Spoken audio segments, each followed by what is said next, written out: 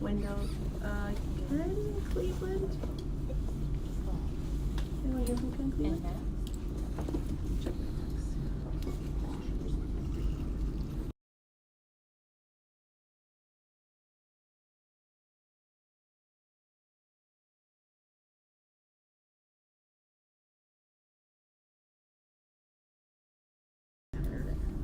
Seven oh two.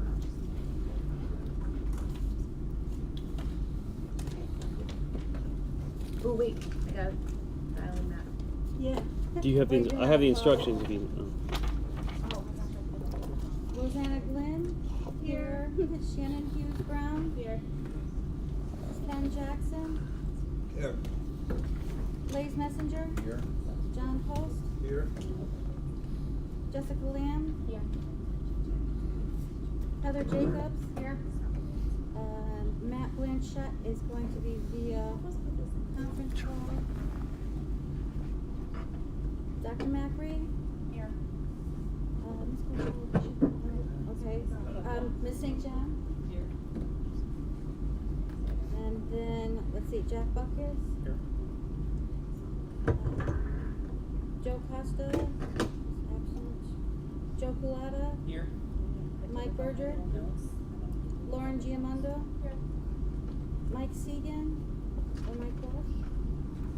No, we have Eric Jeffrey. Eric, and last name? Gabriel GEV. Thank you. And then Paula Luna. Here. Is there anyone else that needs to be on the record?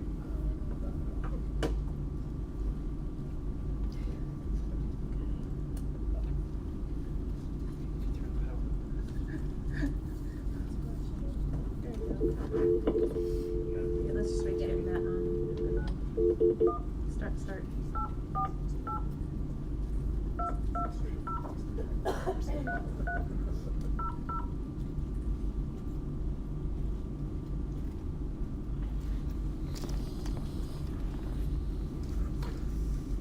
Welcome to the conference center.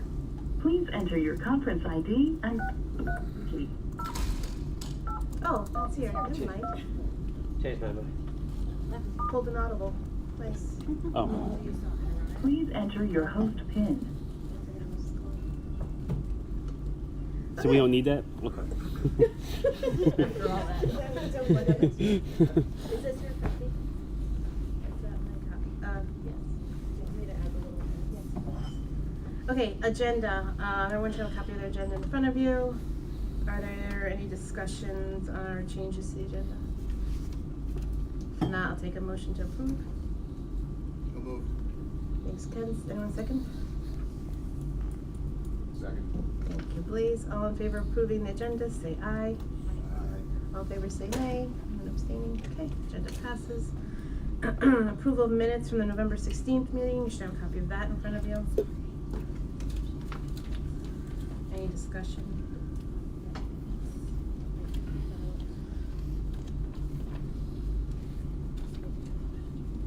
If not, I'll take a motion to approve the minutes. So moved. Thank you, Ken. Is there a second? Second. Thank you, John. All in favor, say aye. Aye. And I abstain. I heard 3 ayes. Anyone else voting? Ayes. Yeah. 1, 2, 3. You're abstaining too? 1, 2, 3, 4. How do you vote, Heather? Okay, so we have Heather's voting as the alternate. So, all opposed say nay. No one. Okay, that passes. Along. Okay, public comments. Anyone here for public comments? Anything submitted? No? Okay. All right. My update. So, couple of things. While it's fresh in my mind, we were just talking about inclement weather. So, as I was driving in today, I said, you know what, this could have been snow. What do we do? So, best case scenario, I would say that if we have time. Jack, just email that out and we'll just do the meeting from home. I think we'll have to alert the town somehow, Lisa, that we'll do a Zoom meeting. I don't know how that works, but. We can never Before 4 o'clock. If it's an emergency, they're fine with it. She can't change. Okay. And then we'll obviously put it on our Facebook page and social media to let anyone in the public know. So that would be the best case. If the weather turns, like if it was supposed to be like a light rain and all of a sudden it turns into ice and it's like, oh my gosh, I don't want people driving and we can't get a Zoom out there, Jack's out, whatever, we'll just cancel. I'll just cancel it. So let's hope that's like worst case scenario. Other updates, we did have a meeting with OSCGR on Monday morning. Got to meet the new director. Nice guy. I think he's smart. I think he's going to do good in that role. But the good news is our grant proposal's complete now. We dotted our I's, crossed our T's. Thank you, Dr. Macri, for doing your part in signing off the paperwork. And Jack, thank you for many, many hours of compiling all that information. And then Perkins Eastman, thank you also for all your help trying to get that through. I know it was like a sprint there at the end. So thank you to everyone who was involved in getting all that information out to them. So that was huge.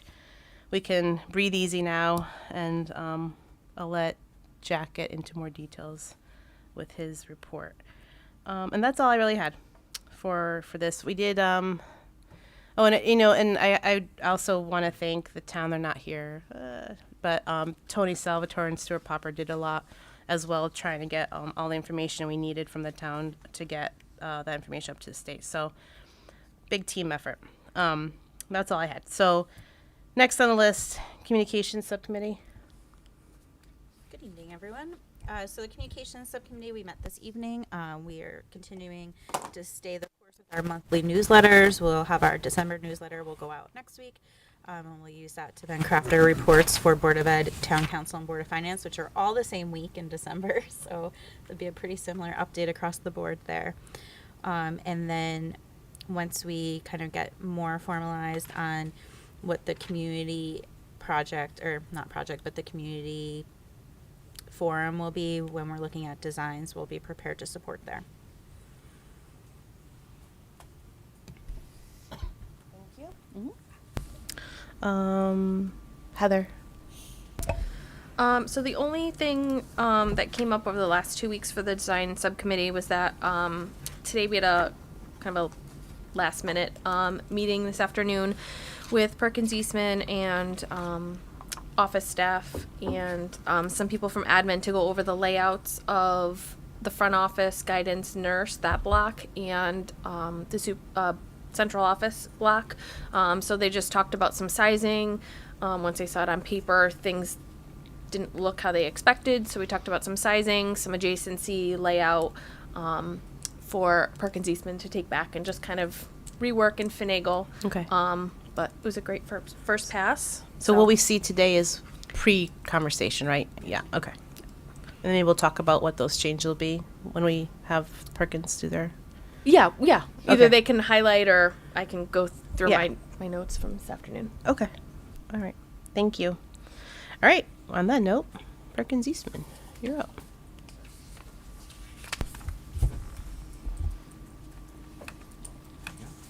Do you need the... Oh, yeah, he's working it right now. Okay. There we go. Okay, agenda. So we're gonna have a building design update, quick site update on the deed map, a mechanical systems review, and then the schedule update, and then next steps. Here you go. This goes quick. Yep. Okay. Hey, everyone. Wow, that's hard to read on the screen, and that blue. We'll have to fix that. So we got some good feedback last time, I think from Ken and a couple others, really focused on this part of the building here, where previously the corridor ran along the gymnasium and the PE support spaces were kind of across the hall. So the suggestion was to kind of, basically flip that, run the corridor along here. I think it's a shorter distances for students, accessing the back of the stage during performances and such. So this works really nicely. Down here, you do still have your band, your support spaces for your music, your choral room, and then your health classroom located over here. I think this is a great location for music. It's isolated, it's far away from any of the academic spaces, so acoustically it's in a great spot, and there's nothing above it, so we can get some decent height ceilings in that space for acoustics. And hopefully you can read it better in your handout. But accessing the locker rooms, everything would happen from inside the gym. So you have access into the gym from any of the doors along here, over here, as well as this corridor. You can enter into a shared kind of open alcove, which would have drinking fountains, and then you can enter directly into the PE offices. And then you have the 2 main locker rooms, and then you have the non-gender specific changing room, locker room right off that same vestibule. So everyone enters the same space, and there are eyes on a window opportunity between the locker rooms and an office on either side.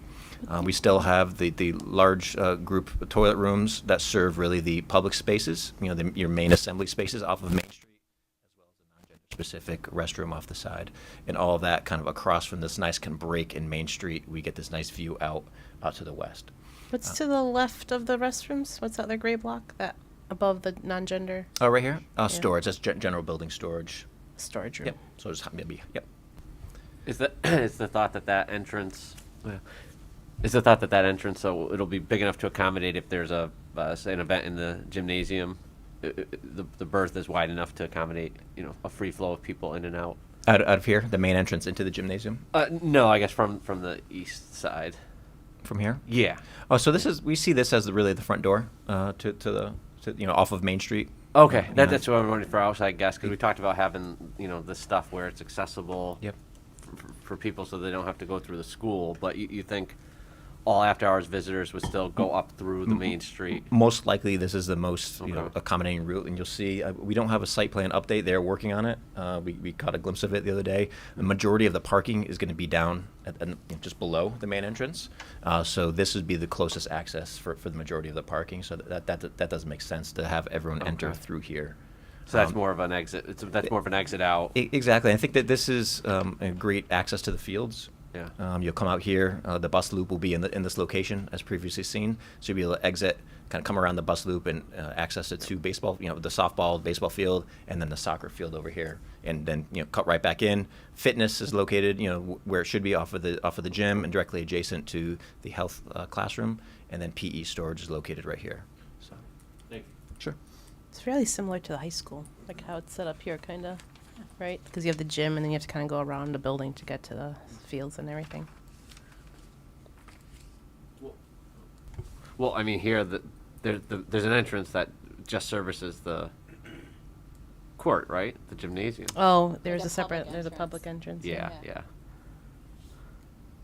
Do we want a public entrance? I don't know. Do we have anyone to opine over there?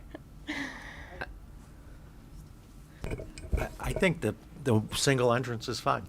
I wouldn't add another one. It just would complicate things, and it probably confuse people, Yeah. especially since we have a main entrance to the building, and then Yeah. we have a separate facility for Board of Ed. There's almost, it could be, some people may show up and think that the Board of Ed is the main entrance. That's a good point.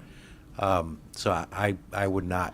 That is a really good point, Add because when I another come one. to the high school, I'm always confused about what entrance to go into. Like, do I go into the gym entrance? I go in the main entrance? It drives me crazy. So I like the idea of just one entrance. Yeah. No, I think the main entrance, based on the renderings, Yeah. look very magnificent. So it'll kind of scream like enter here, but Exactly. Yeah. I wasn't sure you're gonna lock off all the academic wing access and all the other things. Exactly. So I think it's fine. Like people are floating in the hall. It's not like Yeah. there's any I'm good with it. risk there. Yeah. Okay. Great. It is a pretty compact floor plan as well. So you're not traveling. It's not like this building. It's incredibly long with multiple entrances. It's a pretty rather short travel distance to get. As to far the as egress goes, it looks like the gym has plenty of egress, but shouldn't we put another path of egress in the auditorium to the front, to the right side there, toward the front of the building, and exit only to the right a little bit, right there? Yep. So we are going to look at this. We're looking Yeah. at the occupancy of this. Occupancy. Yep. So the two main doors, are in and out the front. That has to, accommodate about 2/3 of the people. We've got all four corners covered for exit. I'm not sure we'll need four, Yeah. but we do have one exiting here. Yeah. Potentially we could add one here, but I think we'd love to eliminate, any unnecessary the exterior front. doors. It's Yeah. yeah. So Well, that could just be like a fire door, right? Like Right, one just just an always exit stays only, closed, yeah. exit only. yeah, kinda we'll door. do an exhaustive code, egress path, loads, Okay. and everything's. So I should mention that we did take a preliminary pass at loading up, the max occupants in all these larger spaces. That really what drives the number of doors and the width of these corridors. Early on we mentioned the corridor gets wider as you go towards the front door, because everyone starts, exits back towards the front door, 2/3. So this corridor is pretty close to what we need for minimum. So it might look a little wider, but it's required by code to get out. So the building is pretty efficient space-wise. There's really no fluff, so to speak. We prefer, obviously we want to be up to code and just write a code with egress, like entrance and exit. We want one entrance for safety. Well, obviously, we have to think about that. And we are professionals at getting kids out of school. Doesn't matter, so one entrance is security and safety is definitely. Yeah, I think that's a secure one. Few other egresses needed, Yep. just for children. Exactly. Perfect. Okay. We do have, and we'll click to that in a second. We do have a blow up of the admin, guidance and nurse, as well as the Board of Ed that we reviewed earlier today, as Heather mentioned. The only thing that I'm not sure about is that amphitheater off the cafeteria. So that's something that's in the works. In the ed spec, it was requested off of the stage, that double-sided off the stage. Yeah, we've done it successfully before. This plan, it really doesn't work great. I think that this is a great relationship, having the music rooms directly behind it, the green spaces for Yeah. performances. I kind of like it by the library. Yes, so there's a challenge here with distractions and noise, outside. But I agree. There's something in Mike Segan, Richter Segan, his team are currently working on this.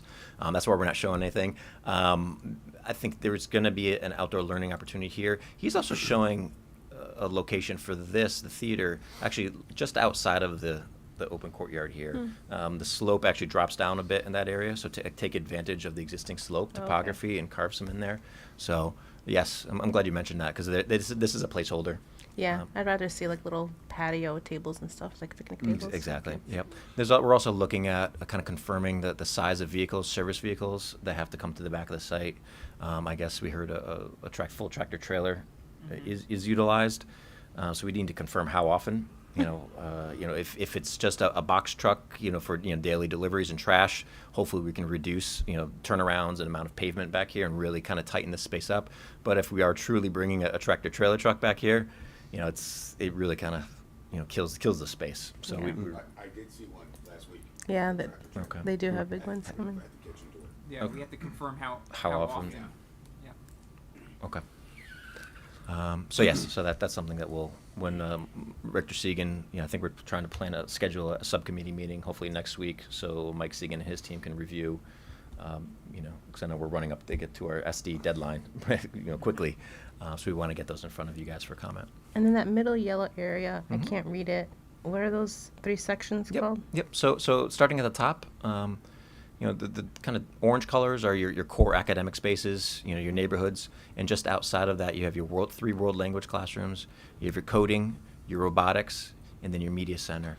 With that there, why are there dotted lines there instead of a solid wall between those 3 rooms? Good question. Yep. So we're in the process right now. We would love at least visual connection, or at least maybe a door, maybe it's a folding glass. I guess NanoWall is a company that makes these. So when it's closed, you have acoustic separation. It could be a door that communicates. But if you want to open those up and have some relationship between the space, I like that too. so that's something that we're currently working into the model as well. So. Should mention this is all in 3D now. BIM, the 3D images. This is the plan. So we spent a lot of time, taking those diagrams and making it real, turning it into some architecture. And then those arrows out. We're not showing any doors, but we love the opportunity. Maybe it's one shared connection to that outdoor learning space from the heart of the school. And then the last one is art right up at the front. Yep. So. What's left to art? Excuse me? What's the yellow left to the art? Oh, that's art storage. Storage. And then you have an OTPT, and then you have your self-contained classroom located right here. Yep. You should mention we are looking at the topography of the site. And the site does drop in grade from this point, over towards the woods, approximately 6 feet. It seems pretty flat out there. I think the majority of it happens kind of in this zone here. Yeah. So we're going to look at potentially incorporating some ramps in these corridors. So it kind of seamlessly kind of drops the elevation a little bit, just a couple feet, to help mitigate what happens at the ends of these corridors. Because again, we love that connection at the end of the academic wings to get outside. So that's something we're going to be looking at in the next couple weeks and coordinating with site and civil. As versus bringing in a bunch of fill, raising the ends of these, and then creating ramps and stairs at the ends. So it's a balance as we start to site the building onto the. Can site. we go back over to the music area? Why are those Yeah. walls? Is that for acoustics? The way you Yep. have those walls slanted Exactly. angled Yep. like that? Try to avoid all parallel surfaces. Yep. Yep. Yep. Okay. And then we'll be looking at it in 3D. In DD, kind of the next phase, we'll start taking a look kind of inside these spaces as we start to model them. We'll take a look at 3D views and sections, and really getting in and designing those spaces. But we have an acoustician on our team that will really help us. You want absorbative materials, some that reflects, some that absorbs. So, yep. Can I ask a teacher question? Please. As a math teacher, we love our pencils and papers, and we're at the copy machine a lot. And at one point in one design many years ago, there was a teacher workroom where, in here, I'm not sure where that teacher work area would be. Yeah, and unfortunately, I don't believe there's anything programmed for a workroom. I mean, it doesn't need to be big, but we do need access to those In copiers and each of things. these wings. Okay. Yeah, one in each wing would be optimum. Yeah. Okay. I thought we did have. At one point there was. It may have Yeah. been pre-referendum, but there. And I thought it was in the ed spec to have like a. There's a storage space required, somewhere in the vicinity of these wings. We can take a look, because we're going to start getting into that level of, really zooming in and test fitting these spaces, adding furniture and all that. So. Okay. Is there a break room in each pod for the teachers? No, there's just that faculty dining room is the only space that's 'Cause programmed. that would have for been nice, so that teachers don't have to like travel all the way over, because they only have a little bit of time. I don't know if there's room to put like a small little. Well, that would sort of be the teacher workroom would end up Yeah, being. it'd be a workroom depending how style, big like it somewhere where was. they could put a fridge, a sink, a copier, like something where they can just go heat up their food real quick and go back to their classroom. Okay. I don't know if we can squeeze it in somewhere. Yeah, no. I know we're We can tight. Squeeze in and I squeeze know we're in. tight. I know Yeah, we're tight. should note, the square footage. It's a little smaller than what we reported last time, but we're still over where we were hoping. So, Those teachers are welcome in my room if they want to. But I'll bring a 50 microwave. square feet. I mean, what's that? That's a 10 by 5 by 10. That's too small. Is that too small? That's probably too small. so this. 7 by 7. Yeah. And at the same time, we also have our consultants, our engineers, looking at, sizing electrical rooms, data rooms. So we have some placeholders on this plan. Yeah. So they're currently looking at that. So they're fighting for space too. So maybe, we'll wait to see, what they're asking for, if there's anything left over, or if they're asking for more. So we'll definitely note that, and we understand. Yeah, that's good. Just a couple of quick observations on the board offices. On the north wall, the back offices are adjacent to the loading dock area. So they need some type of separation border, either landscaping or Yes, fencing or absolutely. something. So Yep. they don't get bothered by the trucks or dumpsters or things like that. Exactly. Yep. And then on the front, on the south, your conference room, I like the location of it, and but it's right adjacent to the main entrance. So that south wall has to have some type of thought in your construction, either solid or tinted windows or something, because if you're having a parent conference in a Of room course. adjacent to a main entrance, you Yes. don't want everybody walking in saying, "Oh, Sally's mom's Yeah, here." exactly. Yeah. So- yeah. Do Sal's we in know how trouble. big that conference room is yet, or no? Is that kind of still? The conference room, yeah, it's Border. it's as programmed. I don't have the. That's 500 square feet.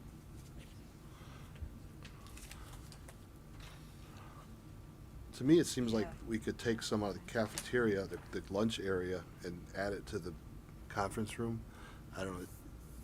It seems like that's quite a bit of space for the lunch area.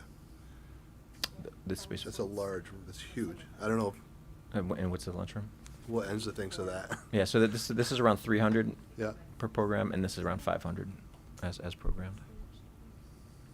We looked at it today, you feel comfortable with it? You got enough room in the conference room, though? It's a good sized conference room. Yeah. Okay. Yeah, it's always so hard, right? We always want bigger, but we've been so confined that that is huge to us. Compared to what you have, yeah. You think about why would we use that space? Well, we'll test it. Okay. And we'll test fit it. Now currently it doesn't have any furniture shown in it. I think that's we want to get adjacencies correct. So we'll show some furniture. We'll lay out the lunchroom, and then we'll share it again. Let you guys take a look at it. Mm-hmm. Yeah. In the gymnasium, where do you have the fitness room right now? Yeah. Again, I apologize. You can't read this. Yeah. It's located right here. What's So- above it? PE storage. Storage, okay. So directly adjacent to exterior use, opens right off of here. We also showing bleachers, 200-seat bleachers. I believe it's 3 rows pulled off of this one side over here. 200 seats. Yeah, that per the ed spec. Yep. Now, I didn't hear the conversation today about the Board of Ed, but the hallway to the north, it's a long dead-end hallway, and there's no other way out besides going all the way back. Here? No, I'm sorry, to the south. Yeah, it's just a long dead-end hallway all there. Is that So let me kind of jump. We can jump ahead, I guess. right there? Yeah. So the way we laid it out, wow, it's really dark. Oh, you added a door there, okay. Yeah, actually, the That was computer in- looks much better. You actually pass through this, utilizing this work copy room as a Mhm. pass-through. So we do have that loop circulation. One of the comments today was, where does this workroom want to slide down a little bit? But the idea is to always have, multiple ways around. Yeah, there Yes. wasn't a door over there before near the storage, yeah. Oh, this one here, yeah, okay, yep. Yeah, I just thought about it. Yeah, this is your back of house way. Again, this would not be, really celebrated, but Right. that's the kind of back house. Oh, Yep. so like that would go into the. Correct. Yep. Just- Into just the back of in house case of corridor emergency. into the school. Yep. Yep. A couple other comments, I guess, while we're here. A couple other comments was the location of the superintendent's office, which I think is a great comment. Felt that it should be a little more remote in the plan, a little bit farther away from the front door. So we're gonna take another look at kind of just shuffling some of these boxes around. Yeah, for safety. Do you like, every office being separate like that, does that create like communication problems? You want suites in there? You know what I mean? You like everyone, you have to get up and go down the hallway if you need to talk to somebody in finance or whatever. Huh? You don't want to do a suite type of Actually, layout? Dr. Macker, do you want to come by your microphone? I just thought about everybody being in their own little offices, you know what I mean, and not being able to. No, so we actually need it to be this way. Okay. Only because as times have, every single department now is dealing with confidential information. So the days of us being able to have cubicle and it's what we have now, Yeah. and you can't even, everyone's calling, either dealing with parents regarding free and reduced lunch, 8 personnel, HR, even the assistants are obviously doing that as well. So it's actually really tricky, and at times it gets so loud because Okay. we still like to As long as it wasn't enjoy each other. overlooked, that's all. Yeah, Yeah. no, we chose to Okay. have it this way. The nice thing is now we have that lunchroom where we can all actually gather and well, I'm sure we won't. A few of us will never. But gather and they could eat together and enjoy each other's company. And right now, that isn't happening. So I think this is what we need just because of the times. And what was the issue with the location of the office, your office? One is confidentiality, see where it's like right near the lunchroom. Yeah. So there tends to be more noise in there. And I'm not even worried about me because I could work through whatever. It's when I have people in there, families, personnel, all of that. I'd like to be a little closer to HR, and there is some, once in a while, there are some security situations that come about. And I'm obviously not just thinking for myself, but the future superintendents. When you're that close to when you first walk in the door, Yeah. there's a beeline, Mhm. and sometimes you need a little bit of a Buffer. yeah. Yeah, you got a few layers there. Yeah, So just a couple layers for. If you don't have it there, then you wouldn't necessarily be able to have a corner office. You don't care about that. What we were talking about is trying to shift my office to the other end Yeah. and then work our way. And we changed a couple of other things, Okay. very minor. We talked about having the workroom where the bathrooms are and moving the bathrooms down that end. Is there a compliance issue with the distance of the bathrooms to the rest of the rooms doing that? Okay.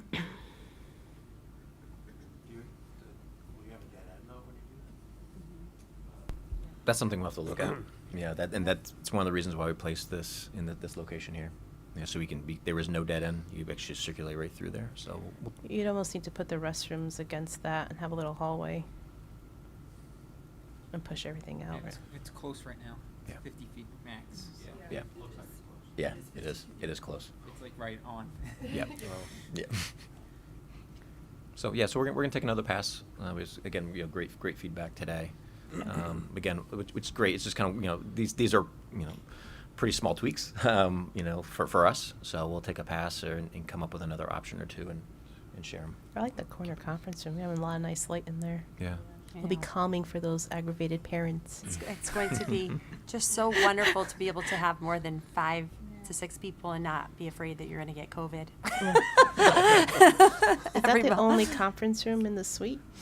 We had to remove the other just because of logistical. We needed to give more room to the school, which is completely fine. I thought you had it. I thought there was We a did. problem with only having one conference room. There is a small problem. I mean, I think, so what happens is when you have students who are expelled, they cannot be on school property, and we obviously still have to educate. So there have been times, and we can allow students to be educated with a tutor at central office. We have had to give up the conference room at times so that could happen, which is not ideal at all. Right. Our hope is that it doesn't, but unfortunately, it has. Having one smaller conference room would have been ideal, but the school needed it more. I just felt like I think we might be able to. We have used the public library before. It's not like we can't. We can continue to do that, but just sometimes depending on the need of the student, it's nice to have them close by. Yeah. So that is my only reservation, but I wouldn't want to separate that conference room, to break that conference room up, because then it kind of defeats the whole purpose of what we really need. And they would need like their own room. You couldn't have like a little table in the lobby that they could sit at and do work. No, because of confidentiality purposes, Yeah. no. Yeah. Okay. I was thinking, and I still kind of want to think about it, would we be okay with just having one bathroom? And then making that, You're gonna need to. yeah, okay, for code, okay. Yeah. Yeah. We're so used to living out of a little, we wash our dishes in the bathroom sink, so we're like, we are gonna have 2 bathrooms and lunchroom and a sink. Oh my God, I feel so spoiled. Okay, that was, yeah, we're like, oh my God. Yeah, we can't. You can't even go to the bathroom without hearing it's sad. We talk to each other through the bathroom. It's very, very bad. And it's going to be new. There's no privacy. The lobby, you can't squeeze a small, 50 square foot room in there with a table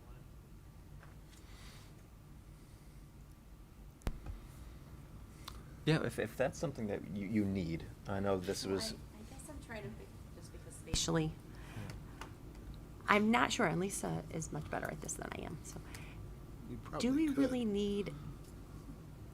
So when our lobby, max amount of people that we ever have waiting is 2 or 3, right?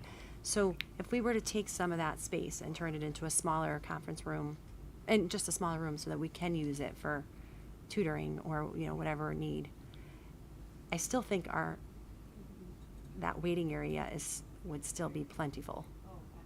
Okay, so I think that your idea is a good one. Like maybe we can get some ideas about what that would look like. I think that would be good. Because really, when you're tutoring, you are you're tutoring 1 to 2 kids. Yeah, like that's Okay. max. So max 3 people. 3 Okay. people max. Okay. Yeah. And I think we saw an example of that when we went to Colchester.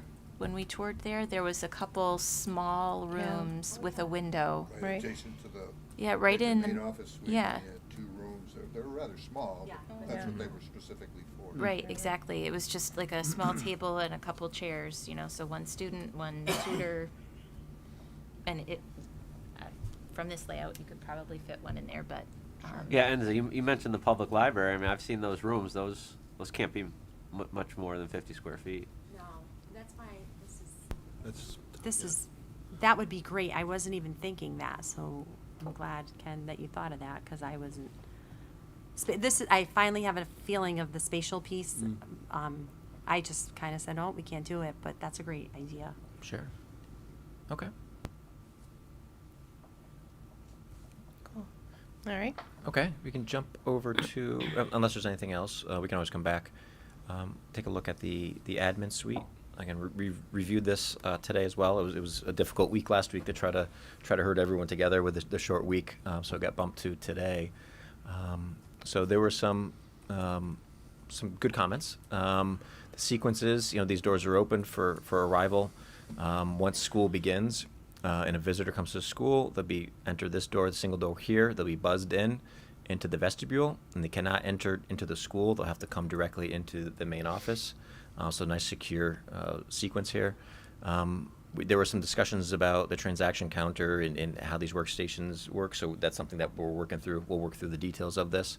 The conference room is located here. The school resource officer is located at this corner. I like that. And we'll add some glazing and some windows here, so that this kind of prominent location where they can have, you know, view of the front doors, view up the corridor, the main street, and then have direct access out. So I think this location was, was desirable. You have assistant principal's office located here. Again, the offices all have windows, including this work area. So anyone inside the main office at any time can look out and see anyone approaching the school from the parking lot or from the sidewalks. So again, you know, kind of passive security. There's a workroom, copy room, which again would be utilized by the main office, and we learned from guidance and also, you know, even the nurse. So this is kind of centrally located, which is nice. Storage room, a toilet room. There was a request to have more of a direct connection from the main office into the guidance.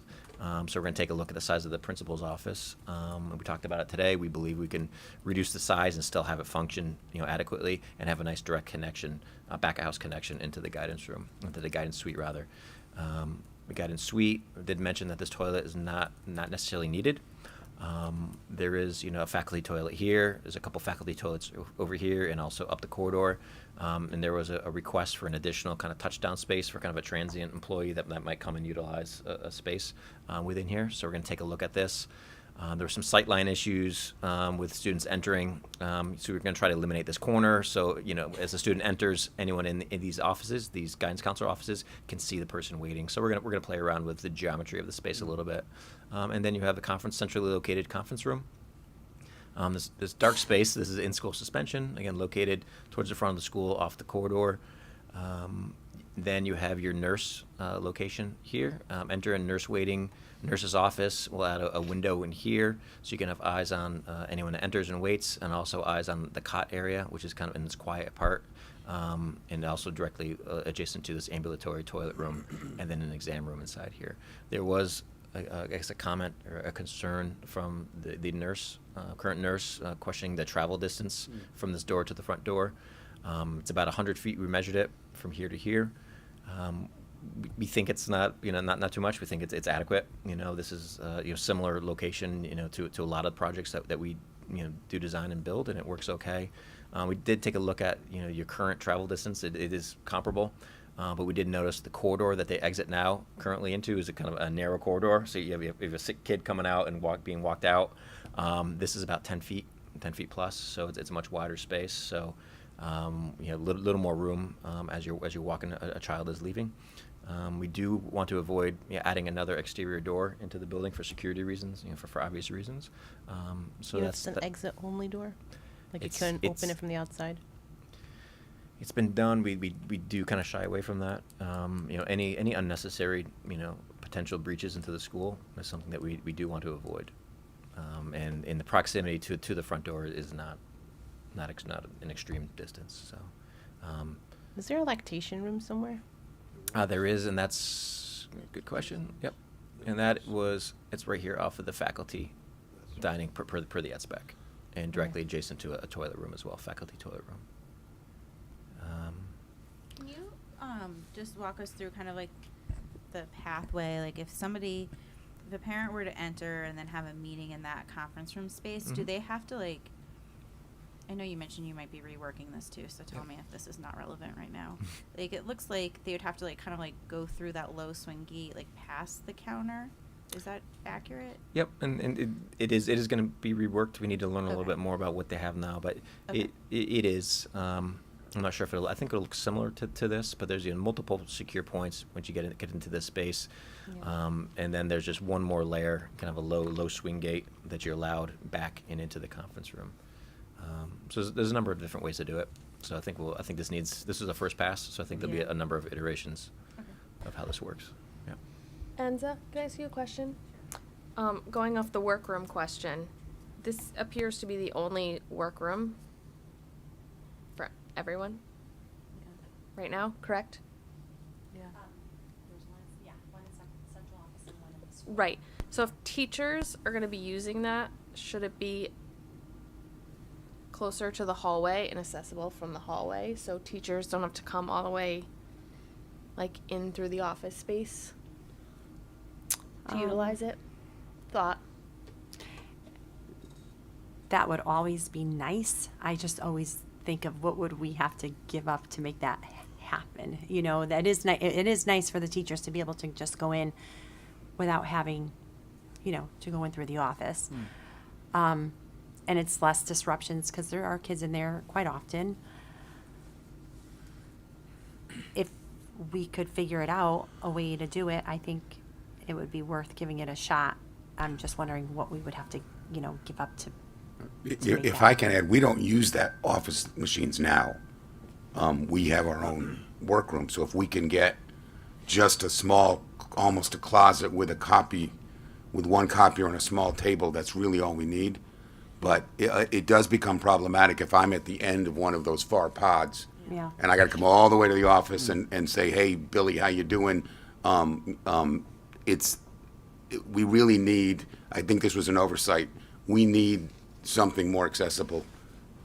Because Not big, just something. we use the copy room a lot more than the office staff does. Is there a way Oh, maybe just to yeah. put like a little closet somewhere if all they need is like just something you can open up, print, with like maybe shelves you can just bring down to hold your stuff. Like that's all you're really looking for is just a copy machine somewhere. Yeah, Yeah. Yeah, we'll try to carve that in there. Yeah, we completely agree. Yeah. Okay. Is there any concern about how quick, I guess, things funnel down? Maybe I'm thinking of if it was Ledyard or one of the schools where they said, you know, the throughput of students through there can get congested in that front part because how narrow it gets. I guess it opens up once you get past the offices, but you know, yeah, the width there. Yeah, so these are, I forget the exact dimension, but these are your 6, 12, 18. So this is a wide corridor. Yeah, it looks pretty wide. Yeah, it's bigger than the. Yeah, it's a good size. So I wouldn't worry. And like I said, you know, probably the next month as we start to really get into there, we'll show you some 3D views of actually how that space feels, Yeah. and make sure, you know, especially also down the academic wings where it opens up. We're creating some really nice spaces inside the school. I think nothing's going to feel too tight. Okay. Yeah. Okay.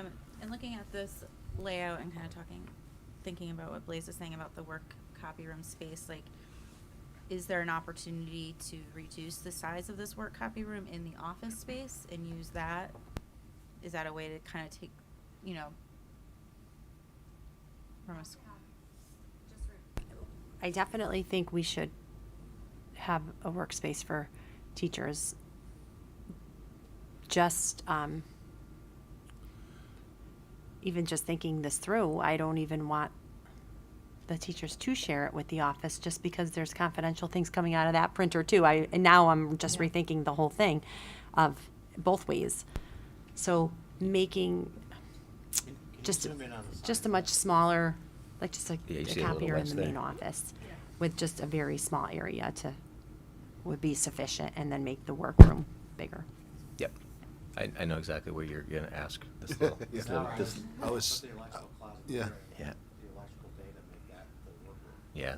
You can- Electrical data, as you know, they ask for, a parking space. Yeah. Yeah.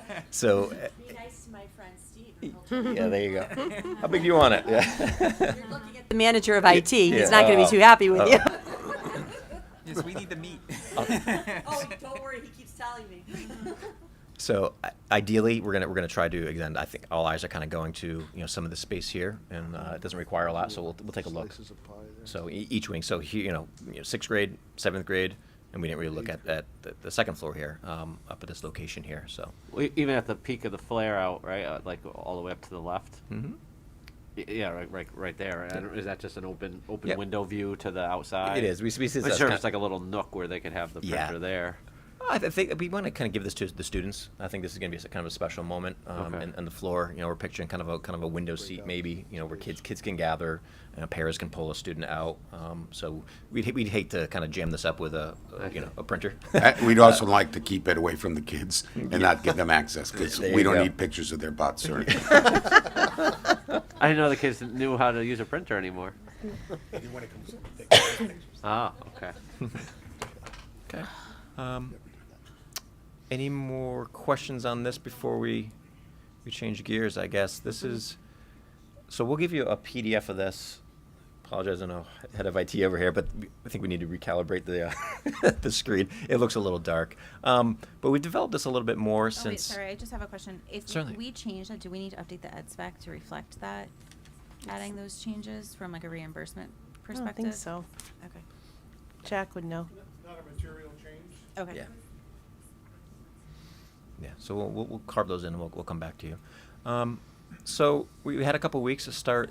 We've always kind of pictured this. I think this is kind of an exciting moment, for you guys, because you've been looking at 2D plans, and it's hard to understand scale and what we're thinking along Main Street with clear story windows and massing, and why is the front portion of the building a 1-story and why is it 2 stories in the back, because solar orientation and how the building works its way back up. So this is very preliminary. We're not settled on any final materials yet. We placed a couple colors on here to identify how we might mass up this building and break it up. We always have budget in the backs of our minds. I think simplicity of certain spaces, picking our moments where we're gonna have really nice moments of architecture. Starting at the front door here. Obviously, Watchers Park Road is around the back. So you'd enter into, this kind of, it's obvious where the front door is. You have this one large gesture along Main Street, which runs the entire length. Along this side, along the back side, you have the large boxes, your auditorium, your gymnasium, nice high volume spaces. But along this side, you have a nice opportunity to create some high level, clear story windows which let light into that space, controlled light into the space. There are also some moments on the back side where you can actually get some light from both sides. So it's going to be a really nice experience with taller ceiling with daylight coming into the space throughout the day. Off this side, once you enter, administration, your guidance, your nurse kind of suite up front is located right up front, again with eyes on anyone entering into the school. This is your parent drop-off, multiple queuing lanes, and then the bulk of your parking is located right here. So we talked about, events in the auditorium or your gym or your CAF. This is going to be the door that you're going to enter, that single point, which takes you right into the building. I have a question. Certainly. When you want to utilize natural light, do you do it? Is it better from one east, east or west better? Because I noticed in the original drawings, Yep. the windows were on the north side. Yep. Is it better to have indirect natural light? It's controlled. It's controlled. So you don't have to pull shades down. Yeah. You don't have to, Okay. So it's a good question. So you'll see these horizontal bands here, and early on from the very beginning, we prefer, you prefer an east-west orientation, with a corridor. So you have classrooms and spaces either, facing south or facing north. And if you can, you try to avoid east and west, because as the sun rises, it's hard to control. You're constantly adjusting your shades or your blinds. But once the sun gets up, it's a nice, more gentle path across. So anything south facing, budget permitting, we'd love to control some of that with some of these permanent kind of off-the-shelf aluminum fixtures, sunshades rather, which will shield Because that a can make decent it amount. really hot in those buildings on the south side. Yeah, exactly. So I mean, mechanical engineers will say, all this stuff is kind of right up their alley, and we want a super efficient, building. So however we can help accomplish that with the architecture, we're going to do that. So we're kind of teeing them up, to have a much more efficient run building. In windows you'll see on the next view, this portion of the roof over that breakout space that we're just looking at, we're suggesting raising it up and adding some clear story windows on the north side, and that way you'll never get any glare, but you always have a nice controlled light throughout the day, which is really nice. Indirect. That's why exactly. So you don't have the sun glare. That's why I say art classrooms usually in art studios always want that northern light, so it's constant throughout the day. You don't have to deal with any sun glare. So that's why. And Mike, and just to mention to everybody here, the way that roof is pitched too, you've taken care of the solar panels. Exactly. Yeah. Yeah. I was just gonna say. So we're starting to show a ton of photovoltaics. We know basically from Google Earth, what's up on the roof now at the school. You have a lot of PVs up there now. So we'll have to take a look at what's there on day one versus what where the school goes in the future. But what we're identifying on a lot of these areas here, and these boxes that were showing up on the roof. Those are, we're suggesting locations for air handlers, and we're going to consolidate those mostly over corridors and, obviously not educational spaces, which are directly above you. We're going to screen them so you visually don't see them, but also it allows us to create all these open spaces, and we just, covered a few areas with these PVs just to show the potential for the photovoltaic. And as Ken mentioned, these roofs here that we're pitching a slight pitch. In some of these locations, you can just lay the PVs directly flat on those pitch surfaces, and it's facing south, so it has really, really nice exposure. We are suggesting, at least right now, it would be great, again, if budget allows, to incorporate some kind of green roof, especially, for students up on the second floor that can actually, look down and view it. We want the building to be a teaching tool and kind of ask, why, what's that doing, So we get kind of excited about, showcasing sustainability wherever possible. There is, as I mentioned, we are working with Civil and Landscape. The site does drop. It's not represented here. The site does drop in this location. So this surface here will be a little bit lower, and we'll have to design that outdoor space. But again, those are those window seats at the end of the corridor that we were just talking about. Not putting the printer there, but have that nice, visual connection at the end of the. Oops, went the wrong way. That's good though, right? Like you want a little grade. Right, like Yeah. as a homeowner, you want a little grade away from the the building. Yeah, but you have maybe this you have more than you need, but I think if you ramp it, like you said, ramp it down to there. Exactly, and then potentially maybe that outdoor amphitheater is incorporated into that. So, a lot of opportunities. Kind of working our way, I guess, counterclockwise around the school. Again, the front. We were just looking from this angle over here. Now we start to see your Board of Ed building here with your entrance. It's not as grand, obviously, as the school, and it's tucked far enough away around the corner. So we love the location of this now, as opposed to up here where we're first studying it. It's far enough away from the building, so there's no question that this has its own entrance. This is where your conference room location is, and then here's your bus loop. We labeled here canopy, since the buses are kind of removed from that front door. It'd be nice to incorporate a canopy for the students getting off the buses in inclement weather and arriving. Even students being dropped off and picked up along the parent drop can cut over and be under protection and enter the building over here. These are your band and choral rooms. We're starting to study what happens if those spaces want higher ceiling the better for acoustics in music spaces. So we're looking at popping up those spaces, and we'll have to study that as well. The flat roofs of the auditorium, the gym, great place, great location, unobstructed for PV. And then the low space where the locker rooms are, I think is a great opportunity for the large air handlers that will service this, the spaces directly into the gym, directly into the auditorium, and directly down into the space between. And the boxes actually block the views, so it's a great spot for it. I have another question. Oh, go ahead. I have another question. The Main Street roof. Yes. It's pitched. I just see leaks right there, trouble. where that's pitched right into a wall. Yeah, we'll take care. Yeah, we'll Maybe a look at cricket it. that or something. Yeah, exactly. Okay. A couple critiques there, and you know, as we start detailing this and we start to morph it, we get pricing. This is the original first pass at it. We really want to study a couple different options for this front door. So, yes. Good. Yeah, Mike, I was going to ask also, even in the prior view, it struck me, you know, I've got on the back of my house solar panels and then a door almost like right underneath the solar panels. And in the wintertime when it snows, I don't let my kids out that back door. Yep.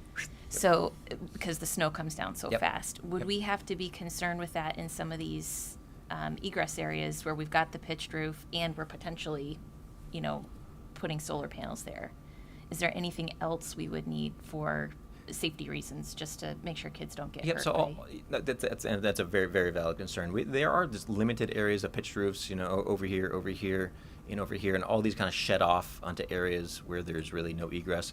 But there are ways to mitigate. Okay. That. So it won't like land on somebody. Correct. Yeah. Okay. Yeah. No. Because they clear fast. we do not want that. Okay. Thank you.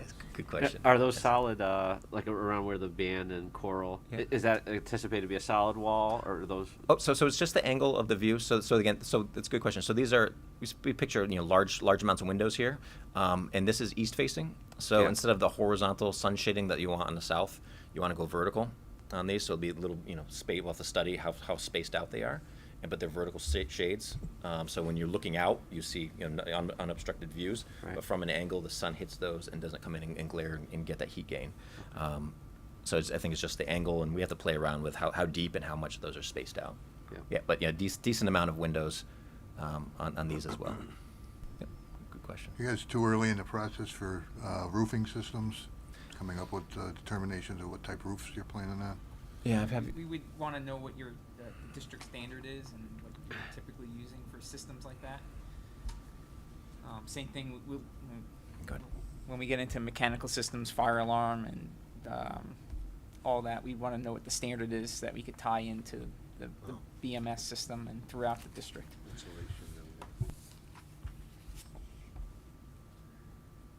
Continuing around the school, this is in the back here, so we're looking at the back of the Board of Ed.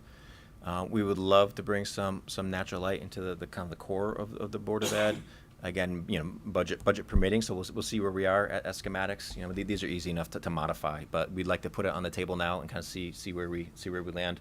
We're trying to be very efficient with the square footage, obviously, trying to limit site development by not touching the baseball field. Trying to keep the building as kind of simple, but as efficient as possible. Structural grids, all that. So we're trying our best to try to maintain some of these nice moments in the school and try to create some great interior architecture as we get there. This is the service area that we talked about. We'll have to play around with screening and where this wall actually happens. Whether the outdoor performance happens here or more remote, and this becomes an outdoor connection to more of an outdoor dining, I think might be a better solution here. And here is the northern end of Main Street, and then you have your two-story portion of the school. What you can't see in here, but you'll see in the PDF, which was clear, we are trying to bring some natural light into the gymnasium, again, on that north side, so no one will ever, miss a three-pointer because they're getting blinded because the sun never gets over here. But it'd be a great way, especially during the day, we won't have to turn all the lights on, you get some nice natural light into the space, and it just feels better, right? You'll get a great view of the sky to the north. And then I think this is the last view. And then yes, it's really dark. This is the back of the school again, just showing some of these moments. Oh, and these are the clear story windows at those breakout spaces in the corridors where the corridor opens up a little bit wider in the academic wings. Again on the north side, taking advantage in these pitched down, as Ken mentioned, so any of the photovoltaics have a really nice angle to capture some of that sun.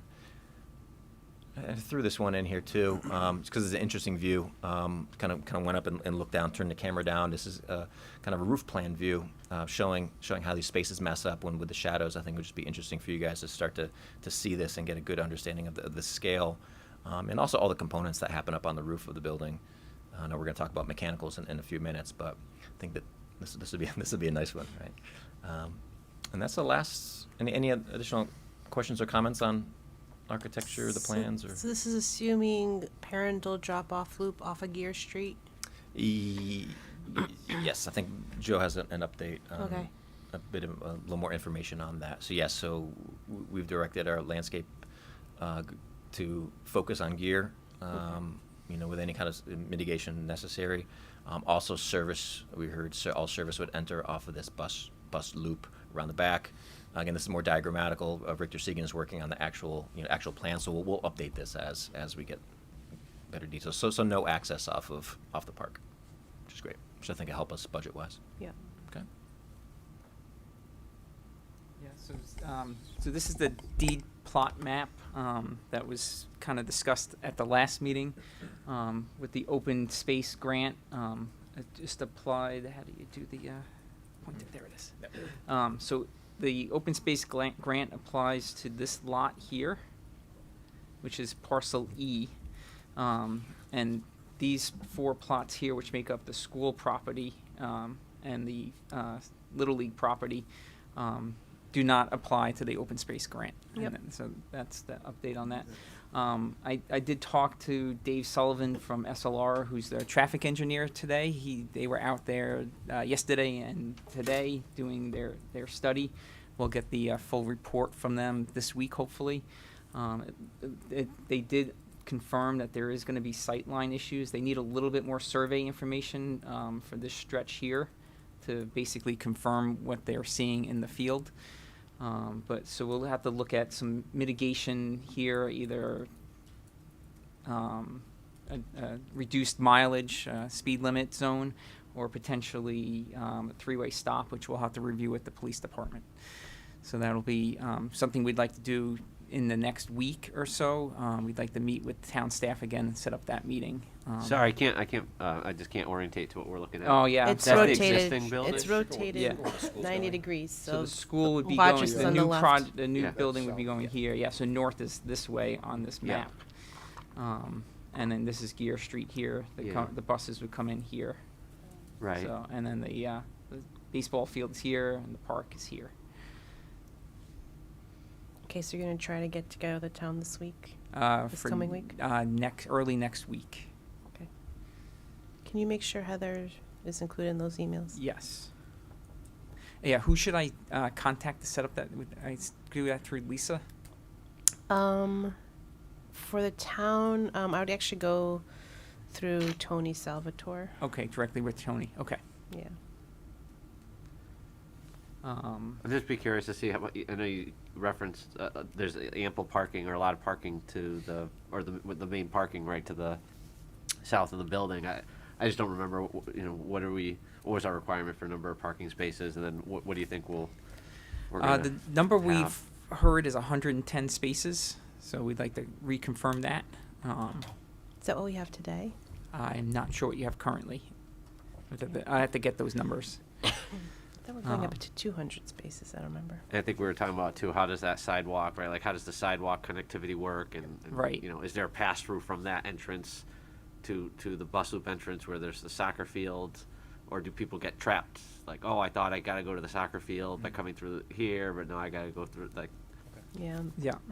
Yeah. So Richter Segan's still developing the Oh, okay. site plan. So Gotcha. probably we'd also like to have a design subcommittee meeting next week as well to review that once we get through meeting with the staff and get their feedback on the site plan. So yeah, there'll be a couple of meetings coming up.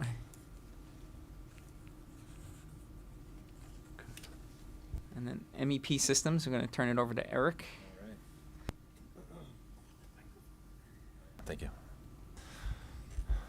All right, so MEP in general, but really we're going to focus on mechanical systems, and there's a lot of detail here. I'll try and keep it high level, go through some of the detail, but then we can certainly come back to things, and obviously you guys are great at asking questions in the middle, which is great, so we can kind of run through any questions you have as I'm going through. This is the big early decision we need to make for the MEP systems is, which general HVAC system are we gonna move forward with for this project for heating, cooling, ventilation, exhaust. We are moving pretty quickly, so I would say we don't need to make a decision today, obviously, but certainly in the next 2 days. I'm going to go through, I think, 3 high-level options. It would be nice to get to at least, say, 2, this week or early next if possible, just to move forward with into the schematic design phase and to put into our narrative to get priced. But again, there's a lot to think about, so I'll just go through. So there's a lot of things we think about with HVAC specifically. You know, maintenance is always a big one. You want a system that you can maintain successfully. Reliability has to work for you. Indoor air quality, which is, as we've all learned with COVID, is extremely important. Always has been, but it's even more prevalent now that we've all been through this. There's the energy efficiency piece, environmental impact, and understanding, you know, it's net zero ready is something that you guys are interested in exploring, and I'll certainly talk about that in this presentation. Tied into net zero ready is fossil fuel free or an all electric building, and also I'll talk about that, what that means, and a couple options for that. Balancing sustainability and maintenance, reliability, and everything else with first cost. So first cost is always top of mind, or you know, we're always thinking about it as we design. And then also return on investment. So as you guys are aware, if you pick a different HVAC system, it runs more efficiently or less efficiently than another system. There's some sort of payback there. So I've got kind of a high-level comparison of the three options of where they kind of sit relative to one another. And then lastly, but certainly not least, system noise. We have to maintain a quiet sound environment in the state of Connecticut. And so all of our systems do that. And then obviously, and this is kind of funny, it's at the bottom of the list, but occupant thermal comfort, like that is kind of the main point of these systems. So a lot of things to balance, and I'll go through kind of the pros and cons of each one. So kind of inherent in what we do, before we ever get to design a building, these guys are doing their job, and you guys have done a great job with, showing the south orientation and the shading on the glass. In the summertime, those shades you saw in the south windows, the sun is high in the summer, so the short little shade on the south blocks the high angle sun in the summer when you don't want it, but it'll actually let it in, and you'll get some passive heating in the winter when you do want it, so that helps things run more efficiently. But just the way that we design the building, the envelope values, the glazing, the roof insulation, all of that plays into, the type of system that we can have, the size of the system, ultimately the first cost to install it, and then the cost to operate it.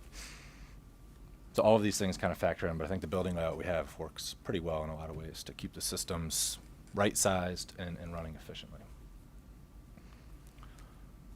So some specific things going on. So the last two slides were kind of general to any school or any building. Thinking specifically about this project in this building. This is an all-new building, all-new envelope, so I have a chance to really, get it right from the beginning. And a new envelope means that our systems are going to be sized smaller than they would be if we were going into, say, an existing building. There is, of course, an interest in sustainability and being, net zero ready, and thinking about solar panels either now in the project or at least in the near future. First cost and budget, of course, and then existing solar panels. We can touch on this in a minute. So our office did the solar panel work at the elementary school and at the middle school. So I know a little bit about it. We can talk about it maybe after this is done, but there's some considerations there with, what do we do with those panels? Do we reuse them? Thinking about that. Okay, so here's kind of the meat and potatoes, high-level summary of what I'm going to talk about. And again, I'll try and keep the details to a minimum, but we can certainly come back with questions. So the three options I have here are thinking about all of the things that I was talking about before, efficiency, reliability, first cost, energy efficiency, and then sustainability. And these are all systems that we've done before in varying degrees. And again, they all have their pros and cons depending on, what's most important to you guys, what the budget can support, and really what makes the most sense in Cromwell and for this building. So the first option is all electric. So there's no fossil fuels, no boilers, none of that. And this would essentially be net zero ready. So net zero ready means that any energy that you're using in the school, you're somehow making back on site, through solar panels or something similar.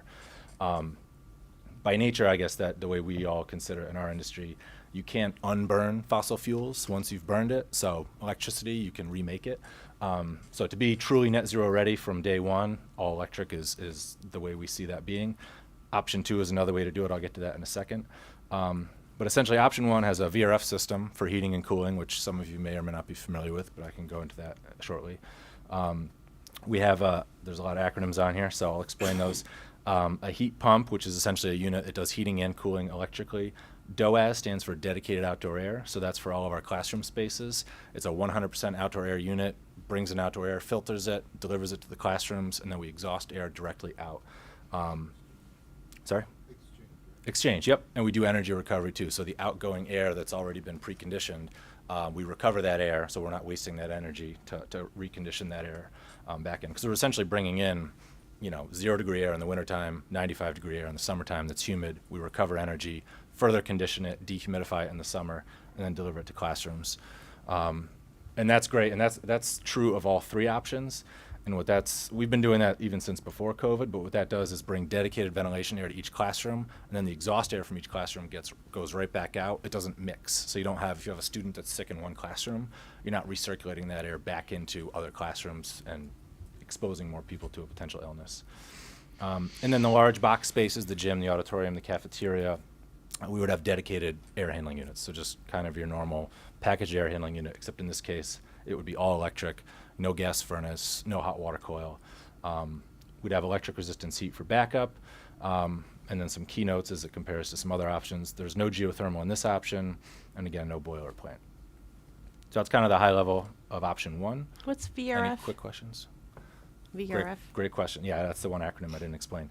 VRF stands for Variable Refrigerant Flow. Essentially, it's like a large split system. So if you have like a Mitsubishi system in your house, you have an outdoor condensing unit and an indoor unit that sits on the wall.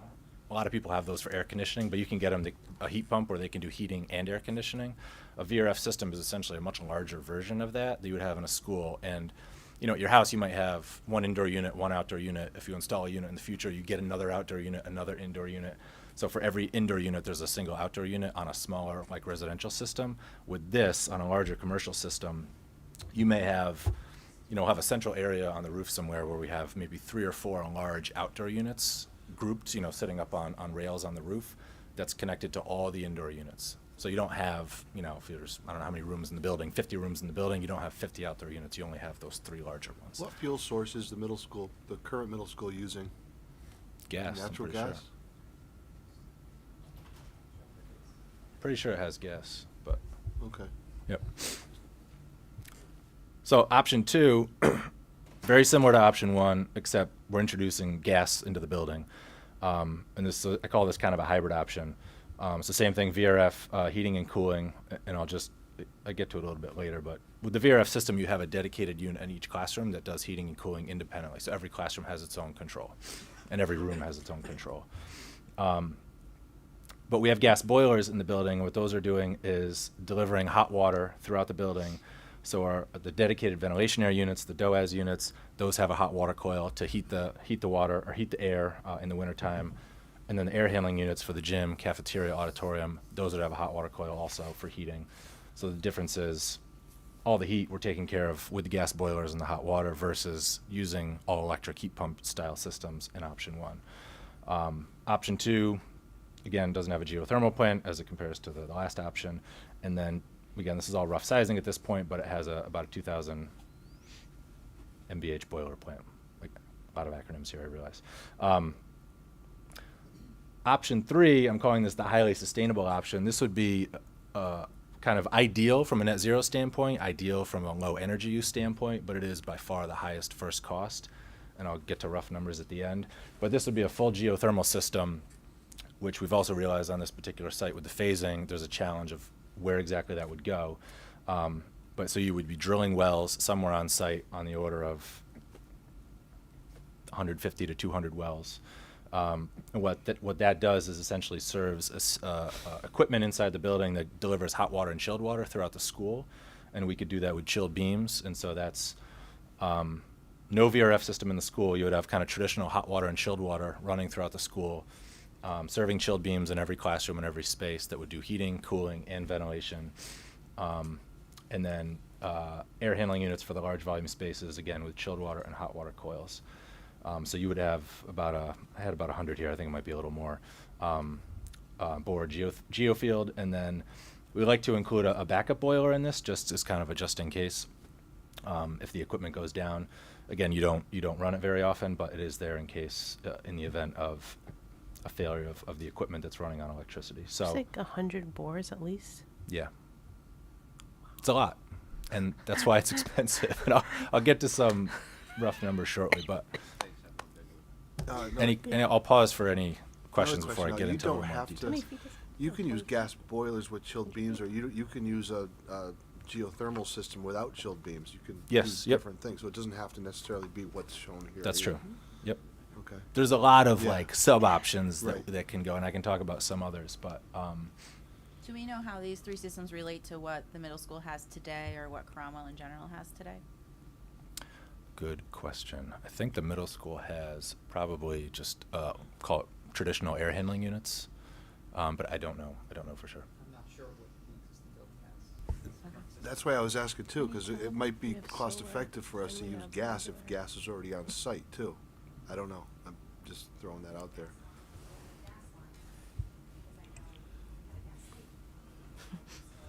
There you go. So is that information that, can we get some kind of like baseline information on what exists Mhm. today to just Yep. help with how we're thinking it through? Yeah, we'll have to do a little research and. Okay, thank you. Did you say all three of these would allow individual rooms to control the temperatures? Yes, yep. Okay, so that's kind of like table stakes, right? Or yeah, I don't know. I assume What'd you call them? Table what? table stakes. Oh. I don't know. Am I the only one that uses that Yeah, expression? Oh, it just means like that's like the bare minimum you got to come to the table with, or you can't play. Oh. We can't do this unless the ante. we Oh, at least steak, yeah. steaks has I can an- at least do I it. see. I'm with Then like steaks. No.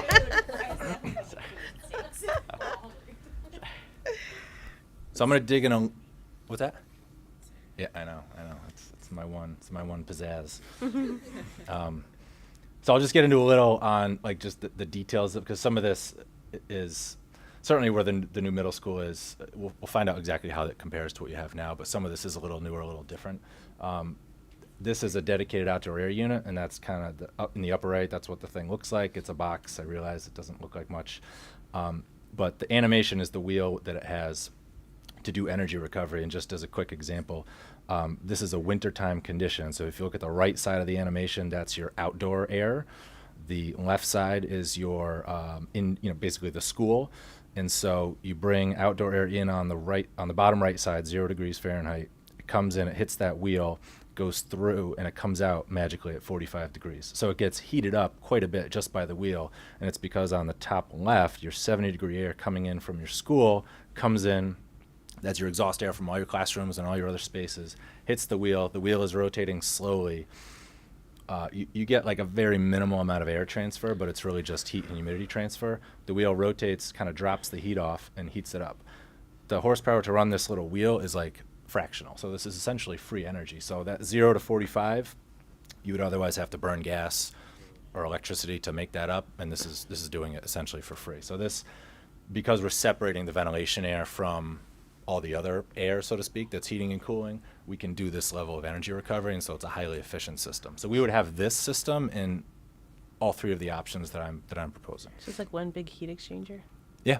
Yep. with a couple fans. Mm-hmm. And then downstream of the 45, we will then further heat that up to 70. So we kind of deliver neutral ventilation air to all the schools. And then in the summertime, what's most critical with air quality, with mold and everything else, is that we need to dehumidify that air. So in the summertime, when this is coming in at 95 and humid, it'll knock the temperature down, it'll knock some of the humidity off, but then we have a full cooling coil after that that'll drive the moisture out, dehumidify, and then we're sending essentially very clean, fresh, neutral air to all the classrooms. How's filtration happen? Filtration happens basically right when the outside air comes in. Okay. We filter it with a pre-filter and then a MERV 13 filter. So MERV 13 is kind of the filter efficiency that we settled on once COVID happened. A lot of schools were only running, again, a lot of numbers and acronyms. MERV 8 will filter out like, dust and harmful particles and things like that. Yep. MERV 13, higher number means higher grade, will filter out a lot smaller particles, including, virus particles, COVID particles. It's not perfect like a HEPA filter, which is like 99.97%. But MERV 13 is a lot better than a MERV 8, and it's applies a lot better to a system like this. So that's the air coming into the school from the outside would be very heavily filtered.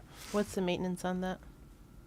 On the DOAS unit? On the filters? So they have to be changed every, the Like pre-filter every year? is there as kind of like a sacrificial filter, so it catches all the big stuff so that the fine filter doesn't get as much.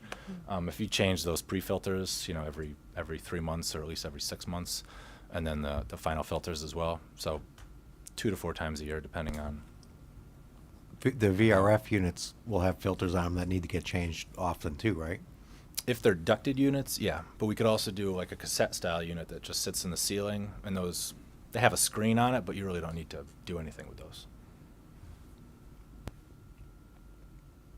Any more questions on this, on the DOAS unit? Okay.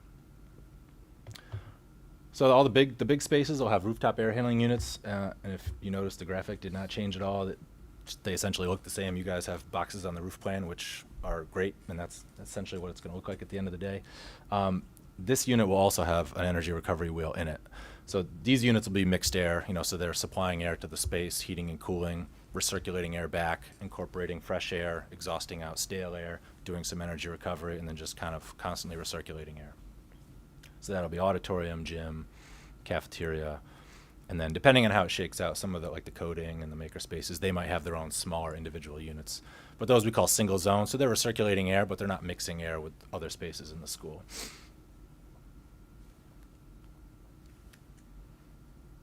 This is a little diagram just on a VRF system, and this is obviously here it is. This is a much smaller example of a building, but you could imagine maybe the Board of Ed space, which could also be served by these systems. So you have multiple little indoor units here, and they all tie back through refrigerant piping to a single outdoor unit. So in our case with the school, we would have, we would twin a few of these together. You would have essentially 3, 4, 5, 6, 7, 8 of these in a row tied to all of the indoor units in the classroom. There's also ducted units that can go above the ceiling.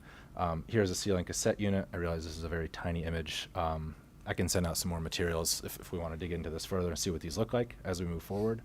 But there's a lot of flexibility with the style of unit, individual heating and cooling.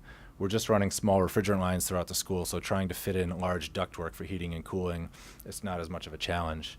And that's kind of the other beauty behind the DOAS system. So your average classroom gets 300 cubic feet per minute delivered to it for ventilation air. If we also were doing all of the heating and cooling air through a ducted system, we would triple that amount of air and thus triple the ductwork size. So we'd need a taller building. It gets more expensive. So all of these systems kind of keep the ductwork size in check, which is a huge cost.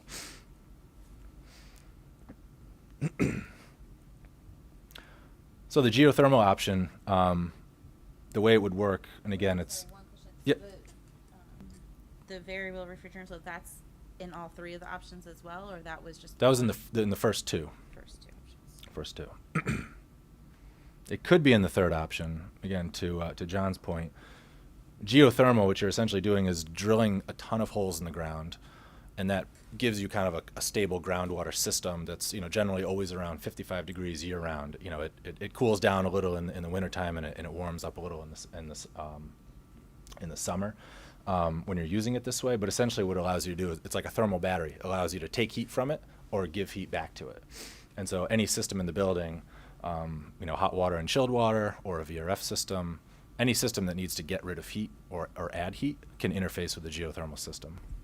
How, like percentage-wise, how much more is that? Because you said it was significant. I mean, just so we have an idea. Yeah, no, I'm kind of like, it's Oh, coming, okay. and I Gotcha, can flip right to it. It's Okay. not too far. Can't wait. Yeah, we can come back. So there's a lot of detail here we can go into, and again, in the interest of time, all right, here's these colors are. It's throwing me off. So I like to pick my colors too. even though question it's on the not- geothermal though, like Yes. with that many holes in the ground, what does it look like in terms of maintenance? Surprisingly little, actually. Okay. Once you basically drill, and it sounds intimidating, but you drill 500 feet down times 100 or 150. It's essentially you drill a hole, you fill it with you put like basically a U-tube down, U-tube, not YouTube. Fill it with a cement that allows it to essentially transfer its heat to the ground or back and forth. You do that times 100, 150. You connect them all at the top, and by the top I mean we're 5 feet below the top of grade. So you can put this below a parking lot, below an athletic field. Once you drill it and it's there, you don't need to touch it again. And then all that piping connects in a manifold, either just outside the building or in a mechanical room somewhere. And you have pumps that just constantly run that fluid. But once you drill it, it's just like a buried pipe. It doesn't hardly ever fail. Okay. So in terms of 30, 40, 50 years from now, Yep. low risk of us having to dig up a cracked pipe or something like that. Yeah, I would say so. You just drill a new one. Okay. And it's plastic pipe and cement. It doesn't degrade. It's plastic lasts forever, fortunately or unfortunately. Okay, and then 100+ holes in the ground beneath the school does not harm the structural integrity of the ground beneath the school? Not beneath the school. So we would need to do it, and that's kind of the challenge here when we dig into the site plan and phasing. A great place for it would be under the soccer field, but that's what the current school is. Parking lot's a great place. Any new athletic field is a great place where we're already disturbing the site, but If this was an option, we'd most likely with the phasing, once the school transferred to the new building, demolish the existing building, there'd probably be some temporary heating or cooling depending on when that transfer occurs. And then the holes would be drilled and then the site work would be done over it. So, for the all-electric, we have all these solar panels on the building. Is the expectation that all the solar panels would generate enough electricity to run the whole building, or will we need to pull more from the grid? So if we cover the roof, and there's newer rules that have come out too with like fire department access, and so we'll look at this in more detail as we move forward. You can't cover as much of the roof as we had in the past. Sometimes you need to keep fire lanes on the roof for when firefighters have to respond. So you can cover a good amount of the roof, but you still have to leave those lanes, and you have to be certain distances from the edge of the roof. If we covered, so with all three of these options, if we covered the roof as much as we could with solar panels, we would still need to pull energy from the grid. In order to get to, with the geothermal option, we might have a chance. But again, depending on what else the roof is being used for and how many panels we can get on, we typically find that to get to a net zero, meaning the amount of energy we use over the course of a year, we're generating back with solar panels over the course of the year. To get to that level, we likely would need to put some panels, on top of a parking lot, like covered parking, or at grade on not on a sports field, but adjacent somewhere to get to that. So for option 2, you're saying annual energy is going to use a little bit more energy to run, I guess, the gas stuff, but your cost is lower because you're using gas, not electricity, and gas is cheaper. Is that the thought process there? Yes. Yeah, and actually, I think I was just going to run through this. Yeah, so this, and again, these are, we're very early on in this process, of course, but this is based on past history, past, energy numbers, bid numbers. We've all been through this. So the number one all-electric, that is the lowest first cost. It's essentially the fewest amount of parts and pieces. First cost for the, call it mostly electric option, which has gas boilers in it. It's comparable, a little more, because again, like you're buying boilers and hot water piping and pumps. And then geothermal, I've got 40% on here. As you guys know, with supply chain, these numbers are kind of going all over the place. But just for rough numbers, just to drill the geothermal wells by themselves for this project could be anywhere from a $2.5, even $3 million add to the project compared to 1 and 2. So that's why I like to bring it up. Just, this is the time to talk about all three options, but it's burying money in the ground when it comes to first cost. And you wouldn't use the solar panels with the geothermal? No, you would. You would. That's in addition to the solar panels. The geothermal, so if you, going down to the second bar, annual energy use, and the reason and you kind of alluded to it already, why energy use and energy cost are different. Electricity and gas obviously have different costs. By a good percentage, you can see 12%, 14%. Geothermal is essentially, 20% when you look at it the other way, or 15%, 20% more efficient than the other options. So if you wanted to drive your energy use as low as possible, get to net zero either now or in the near future, and install as few solar panels as possible, you would want to go geothermal. Because that's your absolute lowest energy use, lowest energy cost. And the 5% more is compared to geothermal? Can you say more compared to what? Yeah, good question. Take each line independently. Like the first cost, all electric 1 is the lowest. So the 2 and 3 are 5% more than the lowest and 40% more than the lowest. So in the next line, geothermal is the lowest. So energy use, so all electric and mostly electric, are 12 and 14% more than the lowest on that line. For the first cost, does that include the solar panels? Good question. No, none of this includes solar panels. This is just HVAC. Yeah, like we weren't budgeted for solar panels, right? We were talking about maybe subsequently we could apply for grants for them after the build. Yeah, but I think now we can do it all at once. I don't think we have to wait anymore. But there are grants for it. Yeah, but we'd have to get the grants for it, yeah. I personally don't think we have the budget for geothermal. I don't think that's an option. We already are over budget and we have barely started. Yeah, and there are starting to be grants for geothermal, but the price of geothermal has like skyrocketed. Yeah. And something bothers me about drilling that many holes. I don't know. It's like, how big are they? this is like old farmland. Like you're digging up, bones. Like Yeah. It's like, I They're don't know. about 12 You're to gonna 8, get oil, 12 yeah. to 18 inches in diameter, maybe a little less, 12 inches, 500 feet deep, so it is pretty deep, and they're about 20 feet on center. It just feels really intrusive to the land. I don't like the phasing part either. Yeah. Yeah, no. No. Swipe. Swipe. You said you needed a decision within the next couple of days. What's driving that timeline? No, I said next couple days if we could, which I think we're already leaning towards, get down to 2 options. Oh, okay. Well, we Then have we our could. facilities director weigh in too, though, before I think. Right. Well, I mean, we just. Who's the facilities director? Who's replacing Tommy? Right here. She's Oh, here. I didn't know that. I wasn't introduced. Melissa? Oh, Melinda. Nice to meet you. There you go. Nice to meet you. Did Yeah, you we'll want to be weigh talking. in on this?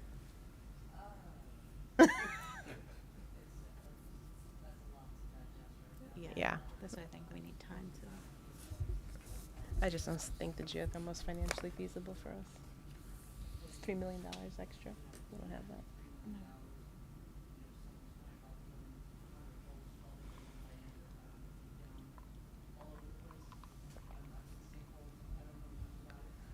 Yeah. That's what I mean. I think we need time to really think about it all. There's no issue with drilling 150 holes. So we can stop thinking there's a problem. I have a problem with the $3 million price tag. Yeah, I have a problem with the whole geothermal. And the 40 to 5 to 50 years we to don't get that we don't payback. have we have no budget for geothermal. All electric is great. I have a building opening next month that has the exact same system. And we did the same thing. We studied it for net zero, and we couldn't quite make it with the roof, so we were going to have to put stuff in the parking lot. But we're halfway there. I kind of think option 2 is better. Yeah, I like option we 2. we have gas here. Yeah. Yeah. Take advantage of it. Yeah. The payback is 7 years more than the all electric. Fine. But the annual energy cost is, 13% less. yeah, I think, and for it to cost just a little bit more, that's the option I would pursue. But what I think probably would be best is we're going to have a CM on board in, a month or two. Maybe keep thinking about options 1 and 2. They're really close to each other, and let's have the CM price it. Yeah. Let's get some feedback from them, and then we can make a really informed decision. Yeah, I agree. So looking at Yep. this chart, we're supposed to understand that sorry, I'm just having a hard time following it. In the annual energy use and annual energy cost, we're now going left to right. Like in the top, we go right Right. to left, Yeah, and gotta then do the it next line by ones we go line. left Yeah. to right. So if I'm looking at annual energy cost, geothermal, the cost is the lowest, but then this option 2, It's 5 more. it's only 5% more than geothermal. more than geothermal, even though we have this huge upfront cost, right? So what's that cost benefit analysis? It seems like Doesn't seem like you're really. it doesn't seem saving like much. the geothermal with that upfront investment in the long run, you ever see that return, right? Am I reading that correctly? I don't know. No, you are. Yeah. I mean, and I'll say that we don't find, at least the schools we've done in Connecticut and we've seen done, typically don't go for geothermal because the financial payback isn't there. If you had an initiative that you had to lower your energy use as low as humanly possible, budget be damned, then you would do it. Yeah.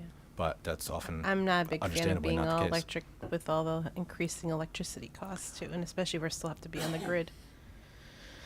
Question, in the Yep. all-electric option, Mhm. are you upsizing the generator to freeze-proof the building?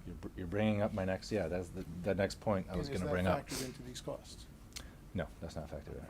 So that's another variable in the Yeah. equation, is that if you're in Natural gas is Tennessee, gonna go up too. that might. We've seen net zero schools built in, say, Tennessee, and in that environment, you don't have to have the concern about freezing the building in the wintertime as we would here. So here with an all-electric option, sure, it can be done, but in order to freeze-proof the building, you're upsizing your generator Yeah. significantly in order to run all of those compressors, in order to keep the heat on in the building, even to keep it at just at a minimal heat level. Whereas gas is more efficient with Gas- heating, right? I would think. Again, as we saw the articles in the paper, within the last 2 weeks about what's happening to the electric rates. Were those rates, what rate structure were you using in the comparison of gas versus electric? I mean, this is rough at this point, but this is a rough. The delta between them has stayed kind of the same. Would be proportional, okay. Proportional. Natural gas is gonna go up because of the pipelines. Right, so again, the proportion is probably similar, but again,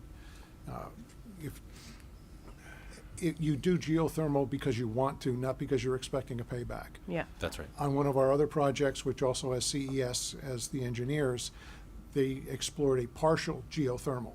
So you weren't really reaping all of the energy savings, but you were spending a good chunk of that, not the 3 million, maybe 1.5 million on wells. And because it was a very efficient, systems 1 and 2 are very efficient to begin with. So when you add the energy savings factor of the geothermal against a pretty good system to start with, and double check with Brian, Yeah. the payback was over 200 years for the geothermal system because of all that money you sunk Yeah. in the ground and not really saving a lot at the end of the day. And that geothermal requires electricity to run it. Yes. Yes. So it's not like it's self-sustaining. But again, in the, if I want it to be net zero and generate everything on site, how do I reduce my consumption to the absolute minimum? Geothermal is your answer. But again, as you use the words, budget be damned. And unfortunately, with our rate structures here with purchased power and the high installation cost, it's unfortunate that it just doesn't pencil out. Yeah. So you would do it because you're doing it on principle, not on payback. Another question that ties into what you just mentioned about the generator, and that was the next piece I was going to go to. Another positive for option 2 is the fact that when you want to back up the building and keep it warm in a power outage, natural gas, in theory, doesn't go out during a power outage. So you don't need to back up the gas. You just have to back up the boiler, the pumps, which are pretty low loads comparatively, and then some fans to move the heat around. The compressors, like you're referring to on an all-electric system, though that is your heat source. There is no gas. So the compressors, that's a huge energy use. And so you have to have a big generator to back up that entire system. A question I wanted to ask was, middle schools are in the middle. So elementary schools, we typically don't try and keep people in the school when the power fails. High schools are often used as kind of like a warming center is the term I like to use. It's not a full-blown shelter, but people could come there in an extended outage in the wintertime to keep warm and charge their phones or whatnot. Is there any envision for the middle school to have any sort of capacity to have the public, students, whoever, be able to come to the gym, the cafeteria in the event of an outage and have the school, at least maybe certain parts of the school, up and running? Or is it just in the event of an extended outage in the wintertime, no one's in the building, but we have to keep it warm and keep it from freezing? We always run life safety systems. Yeah, that's probably a good question Right. for Dr. Macri, and I think she stepped out. I don't think that we had planned for that. Or even the town, yeah. We did touch base on it at our meeting today, and we use the high school currently, and I believe town hall. So we already have those 2 locations. So she didn't think the intent was ever to use the middle school as a place of refuge or anything like that. Okay, that's great to know. Is that something we should confirm with the town manager as well? Just to make sure that everyone's aligned. And that matters because I would think of the backup as if we need to keep the building warm. Right. We don't care about ventilation. We just put the units into, you know, recirculation mode to just kind of keep the heat in the building, no outside air is coming in, and we just keep it warm. And that's how we can keep the load, the electrical load smaller on the generator that would be used to back that up. All right, any other discussion?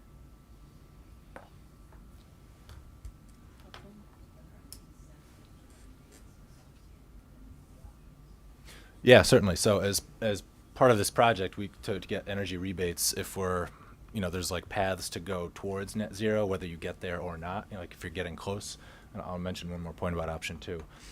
So as part of that, you sign up, you know, you talk with the utility. They have their own energy modeling people that they kind of go to these days, but they essentially do an energy model of the building, and based on how it performs against a code baseline, they give you incentive dollars based on that, how much percentage better you are. So, and the HVAC systems tie into that, lighting controls, how good the envelope is, everything ties in. So when do we engage the utility? At this stage or after, like? We could engage them now, yep. And the last point about the mostly electric option, the way I would envision doing it with boilers feeding hot water coils, in the future, if you wanted to, you know, say 5 years, 10 years, 20 years from now, you wanted to go all electric and rip the boilers out. Let's say, I don't know, gas is through the roof, electricity is cheaper, you've got solar panels all over town, you know, you can imagine any scenario you want, but you want to go all electric. You can rip the boilers out, put a system in that essentially makes hot water electrically. So a heat pump can make hot water. They have systems that can do that in your house now. Commercial systems are there, but not quite. But certainly in 10, 15, 20 years, I can see it being there. So you could essentially backfeed your existing system without ripping your school apart. So all your systems would stay the same. Hot water would still be used to heat the school. You would just flip the system over from gas to electric. And so that would be kind of an easier conversion in the future than having to do some sort of substantial HVAC renovation. Okay. Any other questions? But which one would you recommend? Good question. Good. Sorry, my wife always says, "What would you order if you were in this restaurant?" Knowing what I know about, you know, what your priorities are, I would recommend option 2. It's the right, you know, this is kind of set up as a Goldilocks example, but it's the right balance of all the different factors. To me, it seems option 2 would be the best route. Think about our maintenance staff too. They're probably more familiar with some of the gas equipment. It's just a no-brainer, I think. But Well, we have the solar panels that we might use. We Yeah. have the gas lines. So it seems to make Yeah. sense. and option 2 is still really sustainable. Right. Yeah, it is. And I like the fact they're not completely dependent on electric, especially for this winter months. Yep. Oh yeah, it's so expensive. My God. We all know. Do I have time to make a comment on the solar panels? Sure. I mean, It could be a quick one. The existing solar panels on the school, at some point we'll talk about what we can or can't do with those, but I think there is a rebate in place that you got to put those in that has a clause that they need to be running for a certain amount of time. So, but for building the new school, so the panels were installed in 2011. By the time this school gets built, they'd be 15 years old. We need to sign a 20-year life certificate. So I think reusing those panels on the new school is likely not an option, but you could, in theory, use them on another property, on another school. You know, they have 25 years of life. The inverters that go with them have about a 15-year life, so you would need new inverters about the time this project would finish anyway. But it may make sense that the new school has an all-new setup on it. Go throw them on the high school. Yeah. Now, we would just have to see with the agreement, is that, you know, does that violate the agreement, or is that okay? How long does the agreement go for? But that's something we can look into. That was all. Okay. Thank you. Okay. So for the SD narrative, are we going to move forward with looking at option 2, or we want to have option 1 and 2 looked at? I think it'd be price-wise? still good to look at the cost from 1 and 2, Okay. just to make sure we're not making grand assumptions. I think option 3 is off the table. Make option 2 your basis, and then the option 1 is your alternate. Yeah. Okay. I like that.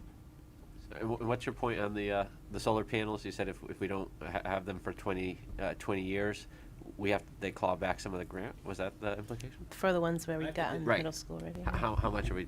Yeah, I have to dig into that. I don't know what, but the engineer who designed it way back when remembered that there was, as part of the grant, you can't get the grant, put them on your school, and then rip them off. I don't know why you would do that anyway, but there's some time frame that you need to keep them operational. But in theory, moving them to a new site and still keeping them operational would satisfy that. I think we just have to look into that. Okay. I'm just wondering. Otherwise, yeah, I was just curious what cost. Is this a trivial cost, or are we talking $1 million? The grant was, I think, about 500,000-ish from to the move them or to from get the new rebate. ones. No, if we. I get the penalty if we don't. If we're I not don't able think to we would get recycle charged with that penalty. The town would, or the Board of Ed would. That wouldn't come out of our budget. And do we have feasible? Yeah, we don't I care. guess not this project's budget. Yeah, It is kind of our budget. the Board of Finance guy wants to know. So, thank you. Do we have, and like we would have to explore it, do we have a feasible location to move them to? I mean, I think we would talk to Enzo, Dr. Macker, about that. See if she wants to put them on the high school or something. Well, first thing first, let's figure out what the actual grant verbiage was, and then we'll see what it costs to actually move them and figure that out. All right, schedule. So schedule, we're about 3 weeks to issuing SD package. Which Are we on track? We are on track. It's a very short track, but yes, we should be on track. Okay.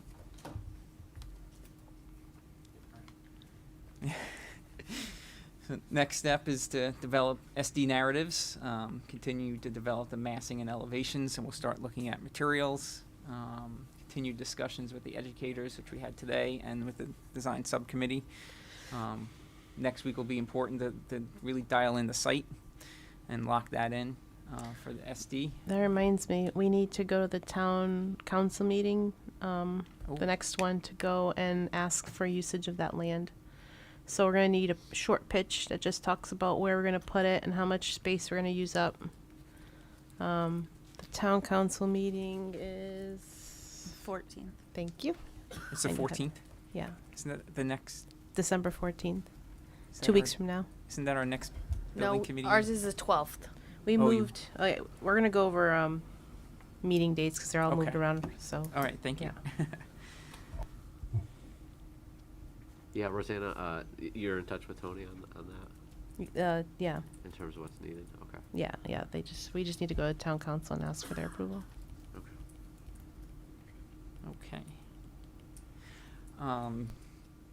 So the design team, we want to meet with some stakeholders, like the IT department, and get some feedback. We issued a couple of questionnaires that we still need Yep. to get information back on. You got one back today. We got, okay. Yeah, we got the AV. 2 back today. Yeah, you got 2 back today. Okay, I must not have seen those come through. It came in a little late.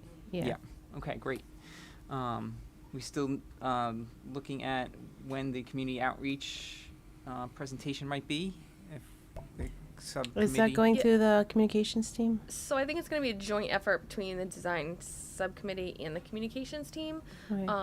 I'm probably going to set up a call just to kind of what do you typically do, what's presented, what forum, and kind of work through what it's going to look like so we can kind of figure that out. Yeah, we're You probably, need that to be before the end of the year. I think we're thinking probably more at the beginning of next year. Okay, at because this it's going to be point. hard to get people together before the Yes, end of with the the year. holidays and yes. And It doesn't impact your SD date? no. Okay. It's probably more of an update to the community of what we're planning. Okay. And then get some feedback. And then meet with the state at the end of SD. Jack will be scheduling that meeting. That'll probably be first of the year, January. Yeah, probably second, third week. Yep. Is that with Michelle? With our plan review. Oh, Do okay. we know who that is yet? I know we just got project numbers. Technically, no. Okay. But you know. All right. Any questions from anyone? All right. Thank you very much. Let's move on to Arcadis report. Okay, 10 minutes to adjournment, no pressure. No problem either. As has been mentioned a couple of times, we did have a successful meeting on Monday with the state to review the supplemental information that they asked for.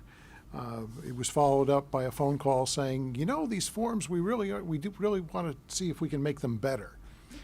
So would you be willing to work with us and give comments, you know, as we, under the new director, review everything we've got and see what makes the most sense? You know, does this thing have enough info? Is this one asking for too much? Should we get rid of that one? So I think our interaction helped stimulate some of those conversations, which was good. As mentioned, we did get a letter at the conclusion of that process. And although it doesn't seem like a big thing, instead of project numbers that start with TMP such and such for temporary, we have bona fide numbers, which tells me, without them saying it directly in this letter, that we are on the priority list. So they would not issue a real number unless you were going on the list. So that's very good news. And you can have the numbers. Thank you.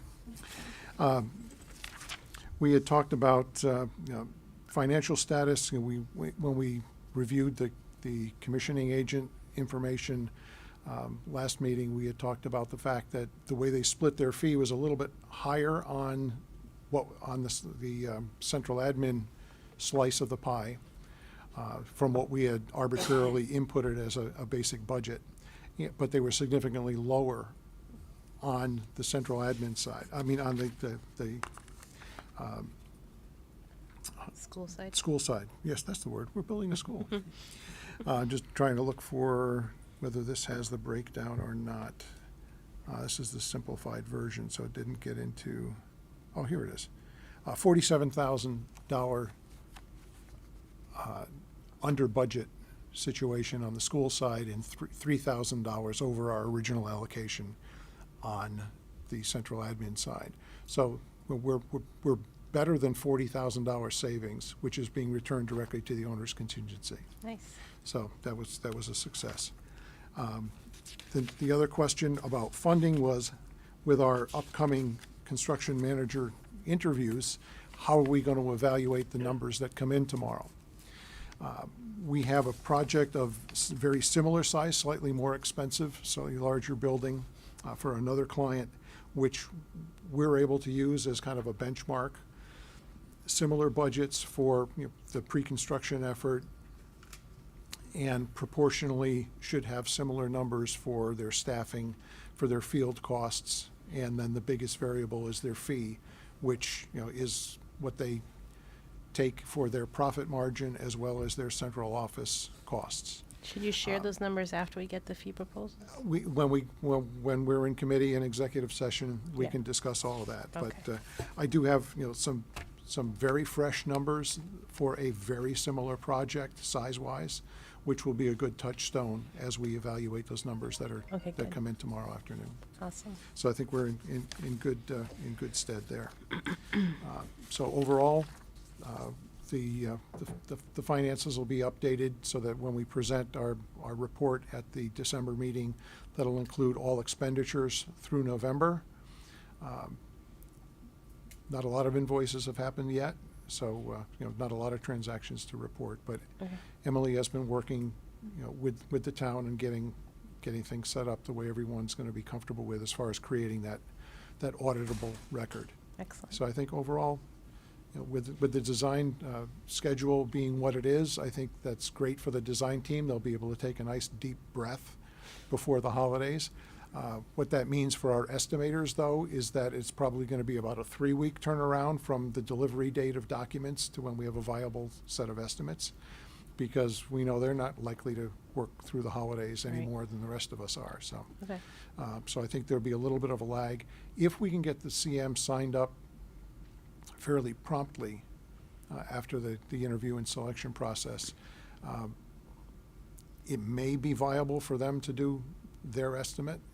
If not, you know, we'll take a discount by having them not do it, and you'll still have our estimate versus the estimator Perkins has available. We didn't sign contracts yet with the CA.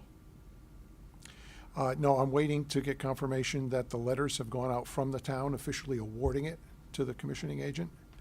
Do Do you know?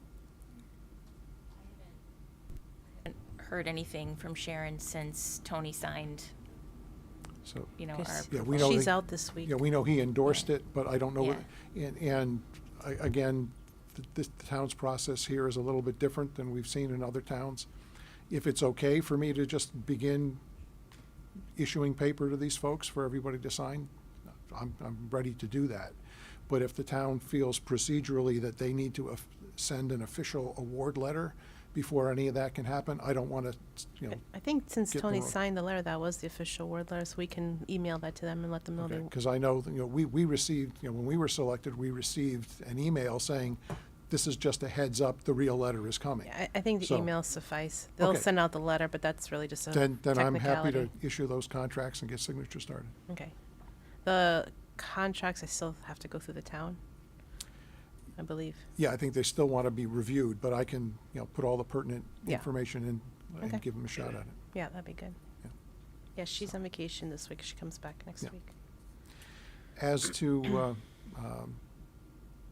the interview schedule, Right, you so. want to go through the overall calendar for December? Yep, so, next week, on December 6th, we have the, interviews, thank you, for the construction manager starting at 5:30. Where are those going to be? They're here, okay, they're gonna be here. And then we have a special meeting on the 8th at 7 PM for executive session only to go through the, subcommittee selection for the finalists for the construction manager. Our next building committee meeting is gonna be Monday, December 12th at 7:30 PM. We're starting half hour later for my sake. And then on Wednesday, December 14th is the town hall meeting at 7 PM at the town hall. We usually go up first, so we don't have to worry about it being there for very long. And then Town hall meeting, you're talking Board of Selectmen? town council meeting, Or town sorry. council. Town, 7 PM on December 14th. And is our reason for being there just simply to talk about the site access? We need their approval to use the land. Yeah. So they need to go on record saying that we can use the land. So, And I think we have no other meeting this year. I think we canceled the December 28th meeting. yeah, there was only one meeting in the schedule, yeah. Yep. If we feel like, oh no, why'd I do that for? Thank it.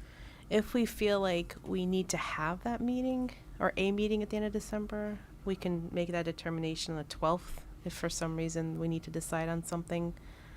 I don't know if we need to make any decisions with the schematic design, if we need to do a review or anything, or if that could wait to the beginning of the year. Traditionally, you know, we'll ask, once the estimates are available and reconciled, that we have basically a general blessing on the results, and then that allows the team to go full speed ahead into design development. Okay, so that will happen not, and that That'll won't be- happen until the that'll be beginning of the year January. anyway, okay. Are we still trying, we're trying to have December 12th potentially on board the CM? That No. would be the night to vote on the CM officially. December 12th Well, would be our next meeting, but December 9th is when, or December 8th, I'm sorry. December 8th is when we're gonna December 8th is when we go in Yeah. executive session. make our selection. And then Right. if December 12th will Tony's able to approve it. We won't have a contract by then. Because if that's like a Right, Thursday, okay. Friday, we have to get the approval on the meetings on Yeah. Friday. Yeah. Okay. Yeah. There's If we want als- a contract in place before, we engage with them here. Okay. We're also doing a middle school tour on December 8th at 3 PM. North Haven, Oh. if anyone wants to join us. And then our next meeting after that is January 4th, which is a Wednesday.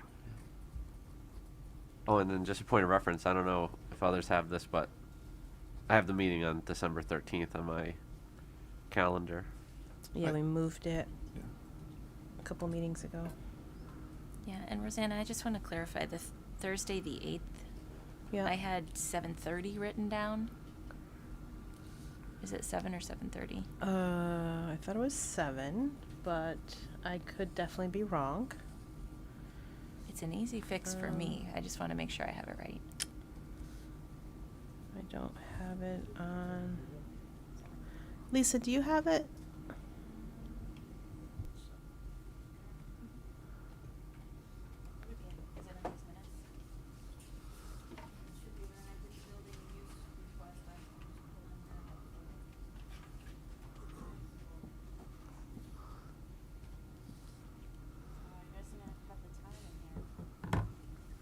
We didn't put the time in? Was there a reason we needed to do it at 7:30? I wasn't sure if you're saying you're coming from the middle school. I don't know. But the tour starts at 3:30. It's going to be, even if it goes to 5:30, half hour, 6 o'clock, we'll be back. So I don't think. Well, maybe that's what it was? Maybe we needed to?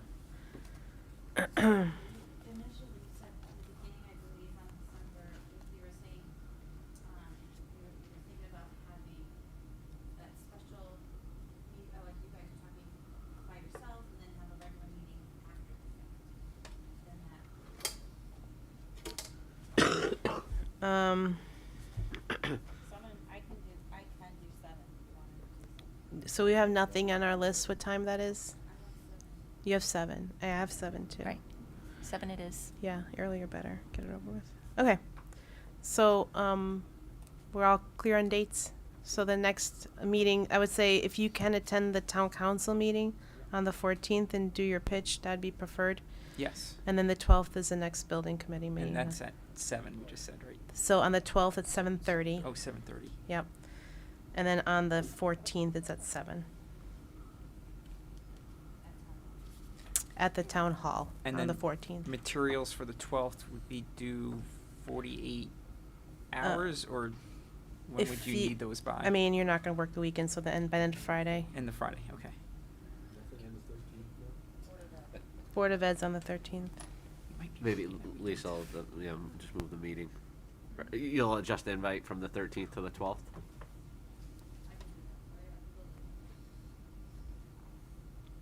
Okay. Did I miss anything? Any other meetings I missed? We're good? And then you're going to have whatever meetings you have with the school officials. Okay. Any other comments, updates, announcements? Anything I missed? Do we have to vote into the record the selection for the commissioning agent, or do we have to wait on that for the contract? We already voted at the special meeting? But don't we have to vote in like the name Oh, do we have to vote in the name officially for the record? for the record? Yeah, we ought to do that, yeah. Okay, Yeah, so- let's do that. So for the record, the motion would be to hire Sustainable Engineering Solutions as commissioning agent for both the high school, the middle school and central admin projects, with a fee split of $78,000 for the middle school and $8,000 towards central administration. Okay, is there a motion for what he just said? So moved. Is there a second? I'll second that. All in favor say aye. Aye. We sure are. All opposed say nay. Anyone abstaining? Okay, that passes. Thank you. All right. Good call, Shannon. That's why I like hiring her. She always reminds me of these things. All right. Anything else? What did we say? The CM interviews are here? Interviews are here. Yep. Going once, twice. Meeting adjourned. All right. Have a good night.